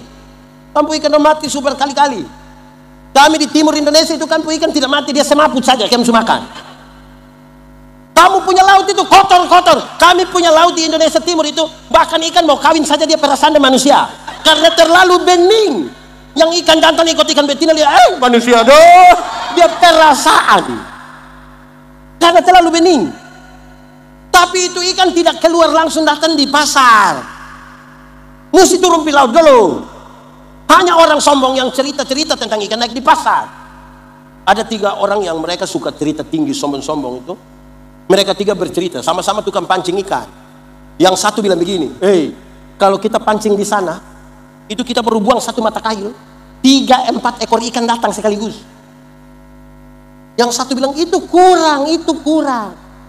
Kalau kita pancing di sana, kita baru buang 1 mata kail, yang 3-4 ekor ikan tadi bawa memang dia punya istri anak, dia bawa memang. Ini satu bilang, kamu 2 punya kurang. Kurang bagaimana? Kalau kita pancing di sana, itu kita belum buang mata kail, belum buang. Ikan-ikan sudah keluar bilang, om, pancing kami dulu. Saudara bisa bayangkan kalau manusia begini hidup sama-sama, bagaimana kita bisa membangun daerah? Saya bicara di banyak tempat. Papua ini ada emas. Tapi emas itu proses. Dia bukan daun kayu yang kita petik, dia sebuah proses. Proses di mana kita mengembangkan kapasitas diri kita sebagai orang yang mampu mengelola itu. Iman yang pura-pura adalah iman yang tidak belajar mengisi otaknya, tidak bekerja dengan tangan, kesempatan, talenta yang Tuhan kasih, tetapi selalu berdoa minta diberkati. Itu iman pura-pura. Iman yang pura-pura itu tidak belajar isi otak, tidak bekerja dengan waktu, tenaga, kesempatan yang Tuhan kasih, tetapi selalu menyanyi, kiranya Engkau memberkati aku. Berpura-pura. bekerja. Bekerja. Ora et labora apa artinya? Apa artinya? Oh, itu dia pun nilai hanya 75. Yang 100 itu bukan berdoa dan bekerja. Ora et labora adalah berdoa dan bekerja keras. Jangan balik doanya yang keras-keras, kerja lemah-lemah, mau berhasil di mana? Doa dan kerja keras. Tuhan mau begitu. Saudara, dengar. Kepintaran itu terbatas, bisa dikejar. Saudara kalau sakit, kita pergi dokter, dokter periksa-periksa terus dokter bilang, pendeta, ini THT. Jadi pergi ke THT. Kita pergi di THT dengan pendeta, ini bagian telinga. Jadi pergi di bagian telinga. Sampai di bagian telinga, dalam periksa pendeta, ini bagian telinga kiri. Jadi pergi di bagian telinga kiri. Kita sampai di telinga kiri dan pendeta, ini bagian telinga kiri punya genderang telinga. Jadi Bapak pergi di ujung. Kepintaran mengerucut pada satu hal, makanya bisa dikejar. Kepintaran terbatas. Bodoh itu yang tidak ada batas, tidak ada batas. Dia meleleh saja, mengalir. Karena itu di Kupang itu kalau orang sudah terlalu bodoh, orang bilang begini, hei bodoh, nah ukur-ukur, kau bodoh ukur-ukur sedikit. Bagi-bagi orang itu bodoh-bodoh, jangan semua bodoh yang kau bawa semua. Jadi belajar itu perubahan tingkah laku, dari tidak tahu menjadi tahu, dari tidak bisa menjadi bisa. Itu belajar. Karena kita harus membangun kapasitas diri. Jemaat, waktu Daud berhadapan dengan Goliat, Goliat itu mewakili kelompok dengan postur yang bagus, dengan fasilitas yang sangat memadai. Daud mewakili kelompok dengan postur yang kecil, dengan fasilitas yang sangat-sangat terbatas. Kalau tiap hari Daud hanya membayangkan fasilitas dan badan Goliat yang tinggi besar, belum berperang dia suka. Belum perang dia suka. Tapi Daud balik, dia punya fokus. Dia tidak mau lihat pada tantangan itu. Dia pastikan dia punya diri. Dia berlatih. Berlatih begitu rupa sampai dia meyakinkan dia sendiri berhadapan dengan manusia tinggi besar dengan fasilitas lengkap. Saya cukup bawa batu 5 cukup. Dia kasih naik lagi kapasitas diri. Ini batu yang saya bawa, saya tidak akan berdiri. Berlari baru lempar sekalipun kena. Setelah dia membangun keyakinan diri begitu, dia cari Goliat dan dia bilang, Goliat, saya kasih tahu engkau, hari ini Tuhan serahkan engkau ke saya. Hari ini Tuhan serahkan. Dia yakinkan dia punya diri. Jemaat, mati hidup itu Tuhan yang atur. Amin. Itu soal iman. Yang iman kasih tahu otak. Lu tahu kau tidak? Tidak tahu, kasih tahu kita dulu. Hei, otak. Mati hidup Tuhan yang atur. Jadi dari otak yang kau tolong kasih tahu kaki, supaya kalau ada otot trek lari kencang, kaki jangan lompat ke tengah jalan, nanti mati. Terkoneksi antara yang diimani, yang dipikirkan, yang diucapkan, yang dilakukan. Ada masa depan dalam tangan Tuhan, amin. Tuhan menyiapkan masa depan bagi anak-anakmu, amin. Iya, saya juga meyakini itu. Tuhan siap masa depan bagi anak-anakmu, tapi yang antar itu anak mempunyai sekolah, bukan Tuhan yang antar. Siapa yang antar? Orang tua. Atau siapa di antara kita yang karena terlalu sibuk pagi-pagi dia berdoa, Tuhan, saya sibuk jadi Tuhan tolong jemput anak-anak. Tuhan yang jemput pulang kita menangis, Bapak. Jadi yang bagian kita maksimalkan, selebihnya Tuhan yang kerjakan. Saudara, jemaat, kalau kita percaya bahwa mayoritas orang-orang di sini adalah orang-orang pengikut Kristus, kalau saudara baca Yohanes 14 dikasih tahu, barang siapa percaya kepadaku melakukan pekerjaan-pekerjaan yang aku lakukan. Yohanes 14 ayat 12. Jadi Tuhan Yesus lakukan apa? Itu juga yang kita lakukan. Masa tidak ada damai sejahtera? Dengar, contoh. Satu saat Tuhan Yesus urus seorang perempuan berzina yang kena tangkap. Supaya kalau di sini ada yang berzina, ya urus pakai cara Tuhan Yesus. Ini perempuan orang tangkap mau datang di Yesus, menurut hukum setempat ini perempuan harus dilempar batu sampai mati. Tuhan Yesus bilang begini, siapa di antara kamu yang rasa diri tidak berdosa, nah angkat batu lempar dulu. Ada yang lempar? Terus Yesus tanya, dorang di mana? Dorang sebulan Bapak. Yesus bilang begini, engkau pergilah dan jangan berbuat dosa lagi. Kalimat engkau pergi jangan berbuat dosa lagi, Tuhan Yesus tidak kompromi dengan dosa. Dosa tetap dosa. Tetapi kepada perempuan pendosa ini Tuhan beri kesempatan baru, bahwa masa lalu tidak bisa dirubah. Sekarang masa depan mau dirancang di dalam nama Tuhan. Sekarang saya mau tanya, bapak-bapak, di sini bapak-bapak sudah tidak ada lagi.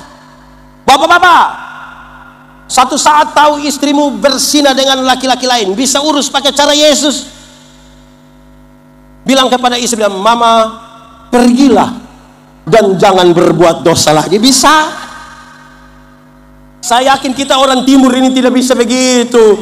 Mama pergilah dan jangan pulang lagi. Saya mau tanya, ibu-ibu, satu saat ketahuan suami berzina dengan perempuan lain, bisa urus pakai cara Yesus. Papa, mana ibu yang bisa ya? Bisa. Berani cari suami, bilang, papa pergilah dan jangan berbuat dosa lagi. Pasti suami bilang, puji Tuhan. Banyak istri tidak begitu. Ketika ketahuan suaminya berzina, dia berdiri di muka pintu baru dia bilang, kau kira kau sendiri yang bisa? Kau jangan lihat umur 40 tahun begini bapak, tapi berapa yang kecewa. Stop. Suatu saat Tuhan Yesus urus orang bertengkar rampas jabatan, supaya kalau di ini kabupaten ini ada yang suka rampas jabatan, urus pakai cara Yesus. Murid-murid sementara bertengkar, siapa yang terbesar di antara mereka? Yakobus bilang dia, Yohanes bilang dia, Petrus bilang dia. Tuhan Yesus tidak marah. Jabatan itu kebutuhan, prosesnya menjadi penting. Tuhan Yesus ambil satu anak kecil, taruh di antara mereka. Tuhan Yesus bilang begini, hei, barang siapa mau menjadi yang terbesar di antara kamu, hendaklah dia menjadi yang terkecil. Selesai. Tidak pakai pendekatan dengan sekta, tidak pakai bawa ayam. Ya toh? Saya pun video satu beredar luar ketika saya bilang tahun 2009 saya ketua Panwaslu. Datang 1-2 caleg, dia bilang ke saya, bilang, pendeta, kira-kira saya bisa jadi anggota dewan kok tidak? Saya bilang, yang macam bapak begini tidak bisa, macam bapak tidak bisa. Kenapa pendeta yakin sekali? Kok bapak ini, saya minta tolong jadi penatua diaken di gereja yang hanya urus 20 kakak saja, bapak tidak mau. Sekarang bapak mau urus kami semua, saya yakin tidak jadi. Habis pemilu ternyata dia tidak terpilih, dia cari saya, bilang, pendeta, ternyata pendeta mulut panas betul. Saya bilang, ini bukan mulut panas, Anda yang tidak terbiasa setia pada perkara-perkara kecil. Firman Tuhan bilang, hei, kalau engkau setia pada perkara-perkara kecil, kepadamu dianugerahkan perkara yang besar. Anugerahkan itu berarti duduk diam-diam kau dia kasih, duduk diam-diam dia kasih. Bukan semua pemilu baru datang bilang, pendeta, kita dua saudara. Saudara bagaimana muka beda? Supaya kita lihat bahwa jabatan lain sebagainya, kalau Tuhan mau kasih, dia kasih saja. Supaya saudara ada di sebuah kontestasi, tidak usah kasih jatuh orang pun amat, tidak usah, lurus saja. Apa saja Mama seumur berapa lagi? Begitu. Satu saat Tuhan Yesus urus sebuah kesenjangan sosial. Kalimatnya mengerikan. Kalau ada orang menampar pipimu yang kanan, berikan juga pipi kiri. Diserui suara yang bisa. Saya taruh dia di sini, pendeta tolong ini dulu. Ada yang bisa. Apa maksudnya? Kalau ada orang menampar pipimu yang kanan, dia akan pakai tangan kiri. Tradisi Yahudi bilang, tangan kiri hanya boleh dipakai untuk pegang barang yang haram. Atau menampar pipi kanan akan pakai punggung tangan kanan. Backhand itu. Tradisi Yahudi bilang, punggung tangan kanan hanya boleh dipergunakan oleh para tuan untuk menampar budak-budak. Dan Yesus bilang, kalau ada orang menampar pipimu yang kanan, menganggap engkau haram atau budak, berikanlah pipi kiri. Supaya dia mengangkat tangan kanannya, di situ dia tahu di hadapan Tuhan kita sama. Kita dibedakan dalam status sosial, tapi kita sama. Dia ajar kita. Satu saat Tuhan Yesus urus sebuah dilema pajak. Dengan sebuah pertanyaan dengan resiko yang sangat besar. Bolehkah membayar pajak kepada Kaisar atau tidak? Kalau Tuhan bilang boleh bayar pajak kepada Kaisar, maka ribuan orang pengikut Yesus akan meninggalkan Yesus karena pajak terlalu mahal. Tapi kalau Tuhan bilang tidak boleh bayar pajak kepada Kaisar, maka dia dianggap memprovokasi masyarakat untuk lawan pemerintah, pasti dia ditangkap. Lalu bagaimana jawaban Yesus? Berikanlah kepadaku koin untuk pembayaran pajak itu. Gambar dan tulisan siapa ini? Kaisar. Berikanlah kepada Kaisar apa yang wajib kamu berikan pada Kaisar. Tapi berikanlah kepada Tuhan apa yang wajib kamu berikan pada Tuhan. Itu bukan soal persembahan. Itu bukan soal perpuluhan. Itu bukan soal kolekte. Gambar dan tulisan siapa ini? Kaisar. Maximus Periode. Karena di situ ada tertulis gambar dan rupanya. Berikan pada dia. Tapi Alkitab mengatakan, kamu adalah gambar dan rupa Allah. Berikan uangmu pada Kaisar, tapi berikanlah dirimu pada Tuhan. Dan bukan uang. Dan bukan uang. Supaya jangan ada orang bilang, pendeta saya memang tidak pergi ke gereja, tapi saya punya persembahan pergi. Di surga tidak ada kios jual supermi. Kita ini kadang-kadang mau kasih di Tuhan saja pikiran. Yang menarik, makin besar yang Tuhan persembahkan kepada kita, kasih kepada kita, kita makin khawatir. 10.000 perpuluhan berapa? Pasti kasih toh? Hanya 1.000. Tuhan kasih naik 100.000 perpuluhan, masih kasih? Kasih kok hanya 10.000 kacang-kacang. Tuhan kasih naik 1 juta perpuluhan, masih kasih? Masih kok hanya 1 lembar. Tuhan kasih naik 10 juta perpuluhan, waktu perpuluhan 1 juta masih kasih? Masih kasih? Kenapa mulai beda pendapat? Makin besar kan kita makin khawatir. Angkat 1 juta di tangan kiri, 9 juta di tangan kanan, dia lihat ulang-ulang, lihat begini. Lihat 2-3 kali terus dia bilang begini. Tuhan juga mengerti gitu. Makin besar kita makin ragu. Ada satu orang tua dia kasih persembahan itu begini. Dia lihat. Dia kasih. Saya bilang, Bapak, kenapa kasih persembahan tangan sampai lipat macam begitu? Dia bilang, pendeta, kalau tangan kanan memberi, tangan kiri tidak boleh tahu. Saya bilang, iya, tapi saya tahu. Pendeta tahu apa? 1.000. 100.000 tidak mungkin begini. Begini Bapak, begini. Supaya begini pakai batuk lagi. Saudara, yang saya layani di Pulau Sabu itu, kalau musim timur, itu terlalu berat Bapak Bupati. Ferry kalau mau jalan itu susah sekali. Karena Laut Sabu itu laut yang sangat bergelora. Kalau ferry masih bisa pulang dan kami ada di atas, 1-2 orang lihat pendeta, dia bilang, pendeta, ya kita ibadah. Di darat tidak pernah ibadah Bapak. Kalau kapal sebegini kami ibadah Bapak. Yang menarik kalau kami ibadah di laut itu, waktu persembahan. Waktu persembahan kami tidak pakai tangguk persembahan yang merah hitam dong, kami tidak pakai itu.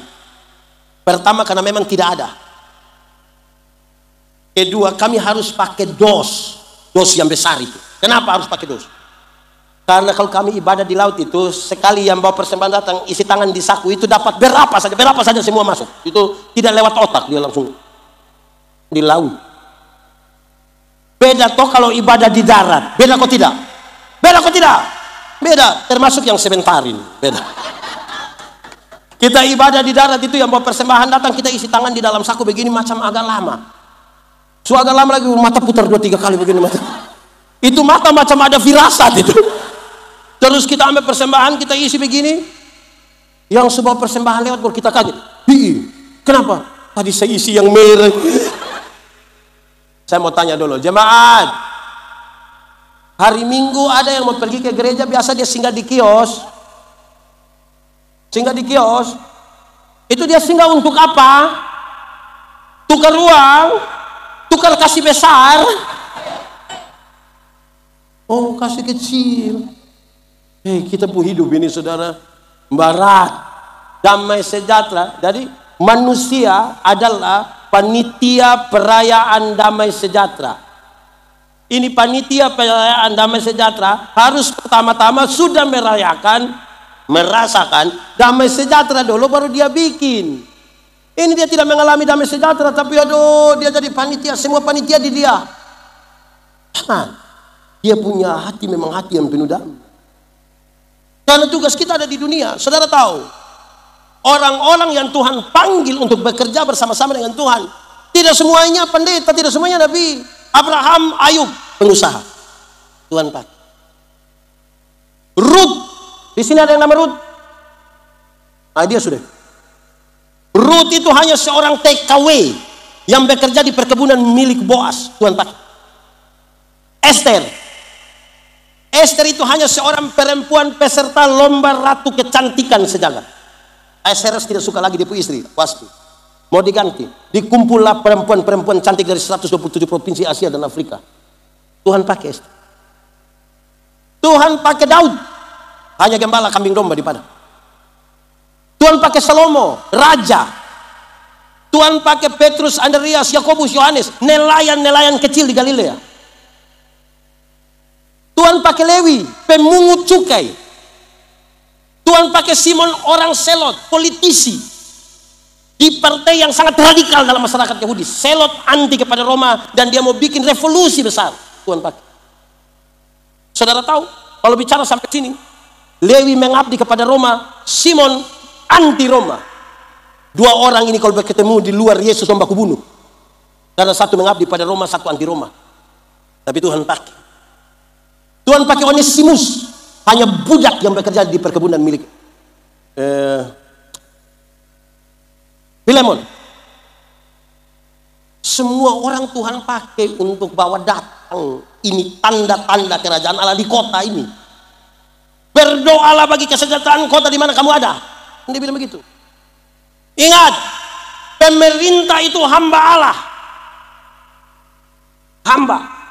Lalu dia nasihat, Paulus nasihat kepada Timotius. Timotius, berdoalah bagi para pemimpinmu. Kenapa? Waktu dia terpilih jadi bupati, jadi gubernur, dia dikelilingi oleh banyak sekali kepentingan. Keluarga punya kepentingan, tim sukses, ring 1, ring 2. Membuat tempat di mana dia duduk itu licin sekali dan dia akan tergelincir di situ. Apalagi dia akan mengambil kebijakan bagi banyak orang termasuk kita. Berdoalah supaya dia jangan tergelincir di sini. Karena kamu akan menjadi bagian dari keputusan yang akan diambil. Jadi saudara jangan pisahkan antara apa yang saudara alami secara jasmani karena saudara belum pergi ke surga itu dan kehidupan real di dunia saat ini. Supaya kalau bekerja dengan segenap hati seperti untuk Tuhan.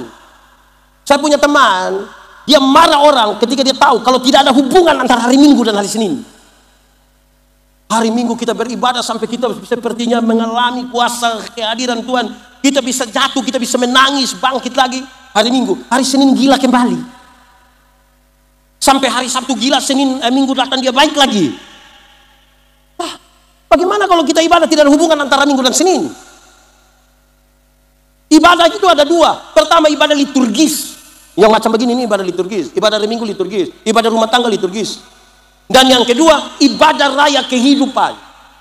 Ibadah liturgis tempat di mana kita pergi isi bensin. Supaya waktu kita bekerja di ibadah raya kehidupan, kita bekerja dengan benar. Semakin banyak bekerja pada ibadah raya kehidupan, makin sering-sering datang ke pompa bensin. Kalau 1 tahun isi bensin 2 kali itu motor rusak. Semakin banyak kerja harus semakin diisi. Ada orang yang 1 tahun gereja hanya 2 kali. Natal dan Paskah. Makanya dia punya nama jemaat Napas. Natal dan karena Natal 1 kali, Paskah 1 kali, singkatan tambah panjang, Napas 1-1.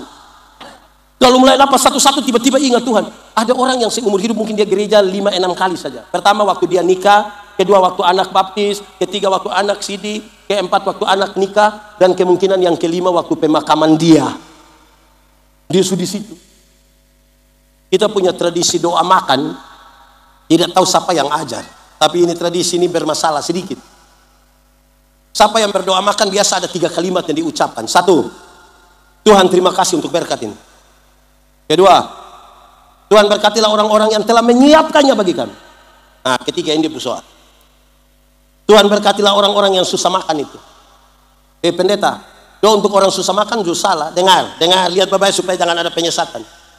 Kita berhadapan dengan makanan 1 meja besar ini baru kita berdoa. Tuhan Yesus, tolong urus orang susah dorang karena saya mau makan kas habis yang ini semua.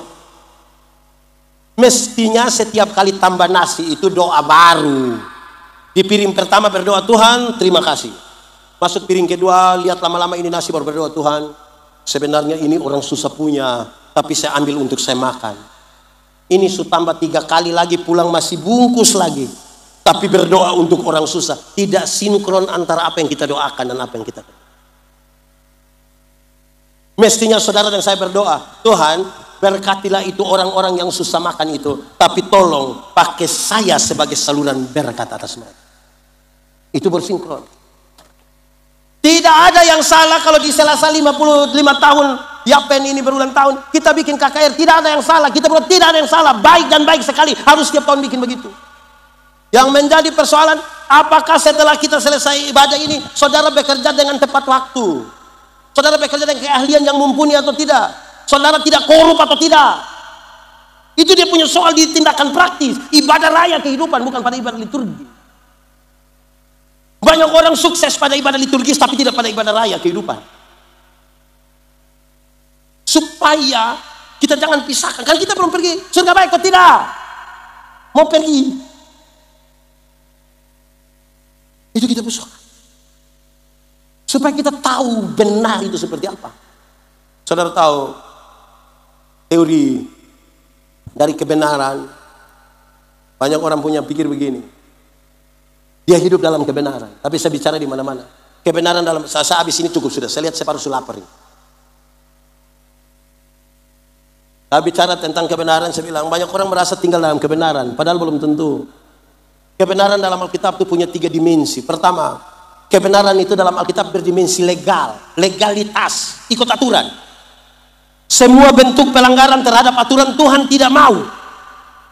Itu ibarat kita naik motor. Tahu motor? Pernah naik motor? Siapapun motor punya sendiri, solunas. Naik motor kalau ada helm, ada SIM, ada SNK, lampu-lampu ada, kaca spion ada operasi lalu lintas di situ. Berani pergi atau tidak? Tapi coba SIM tidak ada, lampu-lampu tidak ada, kaca spion tidak ada, STNK tidak ada operasi di situ, berani pergi? Kenapa tidak berani? Kan saudara pohon polisi toh. Kalau kita ikut aturan, SIM ada, lampu-lampu ada, semua ada, operasi lalu lintas itu, kita masuk. Sampai di situ polisi tidak tahan, kita putar kembali. Polisi bilang, kenapa kau putar? Pak, tolong tilang saya. Ikut aturan. Saudara lihat. Ini kantor di sini biasa masuk jam berapa? 7:30. Kalau 7:30 saudara datang jam 7:15, kan saudara pun cara masuk itu kan aman. Halo, selamat semua, selamat pagi, apa kabar? Kan ikut aturan. Coba kalau jam masuk kantor 7:30, saudara masuk 10:30. Kan hanya 2 yang akan saudara lakukan. Pertama kan saudara pun cara jalan kan begini kan. Terus Pol PP bilang, kenapa itu ibu? Yang kedua pasti dia mulai berpikir tipu. Di bapak minta maaf Pak Asisten, tadi ban motor pecah, terus tiba-tiba anak bakar rumah jadi aduh kita. Mulai cari-cari alasan karena tidak ikut aturan. Kebenaran punya dimensi legal. Kedua, kebenaran dalam Alkitab punya dimensi moral, moralitas, kesatuan pikiran, perkataan, perbuatan. Ingat bahwa tidak semua tindakan yang baik itu didasarkan pada moral yang benar. Saya berkhotbah di banyak bank di Indonesia. Saya bilang, ini ibu-ibu yang kerja di bank dong, ini cantik-cantik semua. Mau lihat Jawa atau lihat Ekadon cantik. Pakai pakaian bagus-bagus lagi. Kerja di ruangan tertata rapi ber-AC lagi. Kita di bank macam kita tidak mau pulang, macam lihat-lihat mau dilihat terus-terus begini. Kita baru naik di tangga terakhir, dengan santun sekali dalam begini. Selamat siang, ada yang bisa kami bantu? Terus saya tanya orang, ibu-ibu, siapa di antara ibu-ibu yang bangun pagi, lihat suami pas bangun terus dia bilang, selamat pagi, ada yang bisa kami bantu? Jadi saudara-saudara, lakukan apa-apa tuh. Minta maaf, di sini ada yang kerja di bank, ada yang kerja di bank, dia tulus-tulus lah. Jadi makanya Paulus bilang, apapun yang kamu perbuat, perbuatlah dengan segenap hatimu seperti untuk, bukan untuk manusia. Itu moralnya di situ. Yang ketiga, kebenaran dalam Alkitab itu punya dimensi sosial, sosialitas, solidaritas, kepekaan untuk turut mengambil bagian dalam penderitaan orang lain. Kenapa Tuhan Yesus mau mati bagi kita? Kan dia solidar. Kenapa dia mau berkorban bagi kita? Kan dia sayang kita. Sosialitasnya kuat. Tapi saya punya contoh ini mengerikan. Di sini ada swalayan. Ada?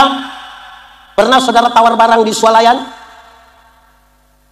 Berani pergi ada yang tawar, kita bilang, kau bikin malu-malu saja. Pemilik swalayan orang kaya atau orang miskin? Beli di orang kaya tidak pernah tawar. 99.900 dia ambil 100.000 dia kasih. Orang kasih kembali permen satu, dia bilang kau dapat saja. Jangan ukur saya dan kau dapat. Tapi kalau pagi-pagi dia bangun, dia lihat ada nenek-nenek jual sayur, tawar atau tidak? Oh, di sini ditawar. Beli di orang kaya tidak tawar bapak. Beli sayur di nenek-nenek yang susah. Mungkin pulang jual sayur dia mati. Itu kita punya tawar mengerikan. Nenek, sayur berapa? Ini nenek susenangin, nenek bilang 3.000. Kita sengaja kaget. Hah? 3.000? Bisa 9.000 kah? Kadang tambah satu kalimat di belakang. Bisa 9.000 kah? Nenek dorang tanam sendiri juga. Itu kalau saya yang jual, saya bilang bawa gratis saja, bawa gratis saja. Tawar sayur 3.000 jadi 9.000, padahal turun dari Auto Innova. Di tangan kiri ada iPhone terbaru, di tangan kanan ada Samsung terbaru, masih ada Nokia lagi dalam tas. Pakai rantai selip berat 2 kilo. Tawar sayur 3.000 jadi 9.000, terlalu durhaka itu. Jemaat, mulai besok itu tawar sayur tabalik. Nenek, sayur berapa? Dia bilang 3.000. Maaf nenek, bisa 1.000-3.000? Kalau bisa tawar sayur 3.000 jadi 1.000, hanya 3 kemungkinan. Kemungkinan pertama itu orang punya solidaritas sosial yang sangat kuat, sangat hebat, pantas ditiru, pantas dipuji. Tapi yang kedua mungkin makan puji. Atau yang ketiga gila. Karena kita sulit. Ada banyak orang kumpul uang banyak-banyak tidak pernah jalan-jalan di Surabaya. Satu saat di Surabaya baru telepon yang pendeta Yandi, yo, saya di Surabaya, enak kau pesiar-pesiar, tidak pendeta. Terus saya di rumah sakit Dr. Sutomo. Sudah dapat rujukan dulu baru dia pergi di sana, Bapak. Hidup itu jangan terlalu sekikir lah, jangan terlalu sekikir. Ada kemurahan hati sedikit. Kita ini bertanya apa yang kita dapat, sulit bertanya apa yang kita beri. Satu saat ada 2 orang mau minta karunia di Tuhan. Ternyata di Tuhan tinggal 2 karunia. Satu karunia memberi, satu karunia menerima. Orang pertama cepat-cepat ambil karunia menerima. Tinggal karunia. Orang kedua garu-garu kepala begini, dia ambil karunia memberi. Lewat 20 tahun kemudian orang ketemu di satu perapatan jalan di lampu merah itu. Yang punya karunia memberi itu ada sukses, ada hebat-hebat di mobil mewah. Yang punya karunia memberi itu ada sukses begitu. Yang punya karunia menerima ada duduk minta-minta di pinggir jalan. Waktu orang dua baku lihat begini, dia perasaan itu hari kan Pace dapat karunia memberi. Kenapa sekarang Pace lebih sukses dari saya? Terus dia bilang begini, Pace, itu hari kan saya dapat karunia memberi. Tuhan Allah tahu saya harus selalu memberi, maka kepada saya Tuhan memberikan lebih. Karena engkau harus memberi. Pace ini kan karunia menerima toh. Jadi di mana-mana tuh hanya begini saja.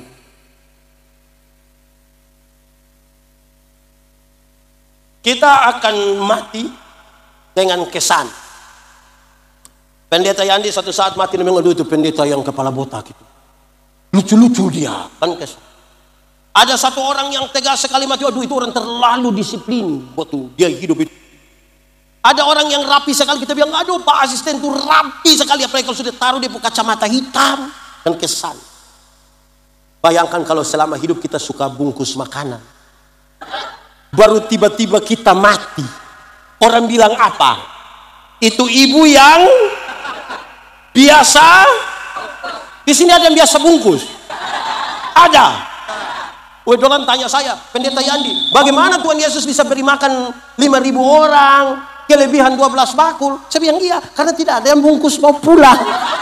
Makanya dia lebih 12 bakul. Ini kita punya orang dong, mau acara kita suruh orang bakar babi di belakang. Ini orang dong sambil minum toh. Babi pertama 1 ekor, masuk ke dapur sudah tinggal setengah ekor. Lu ngambil sedikit-sedikit ini yang babi pusing sebelah. Kita memang terlalu betul ini. Nah hidup itu mau mendatangkan tanda-tanda ya kira-kira begitu. Sudah amin kok. Selamat ulang tahun ke-55 Kabupaten Kepulauan Yapen. Diberkati selalu tempat ini. Kita berdoa kabupaten ini akan memuliakan Tuhan Allah. Kita berdoa kabupaten ini akan maju setara dengan kabupaten-kabupaten lain. Kita berdoa semua orang yang bekerja di sini akan bekerja seperti untuk Tuhan dan bukan untuk manusia. Kita berdoa bahwa segala macam sumber daya alam yang ada di sini akan dipakai dengan sebaik-baiknya bagi kemakmuran rakyat. Kita berdoa supaya kabupaten ini akan dikenal dimanapun berada.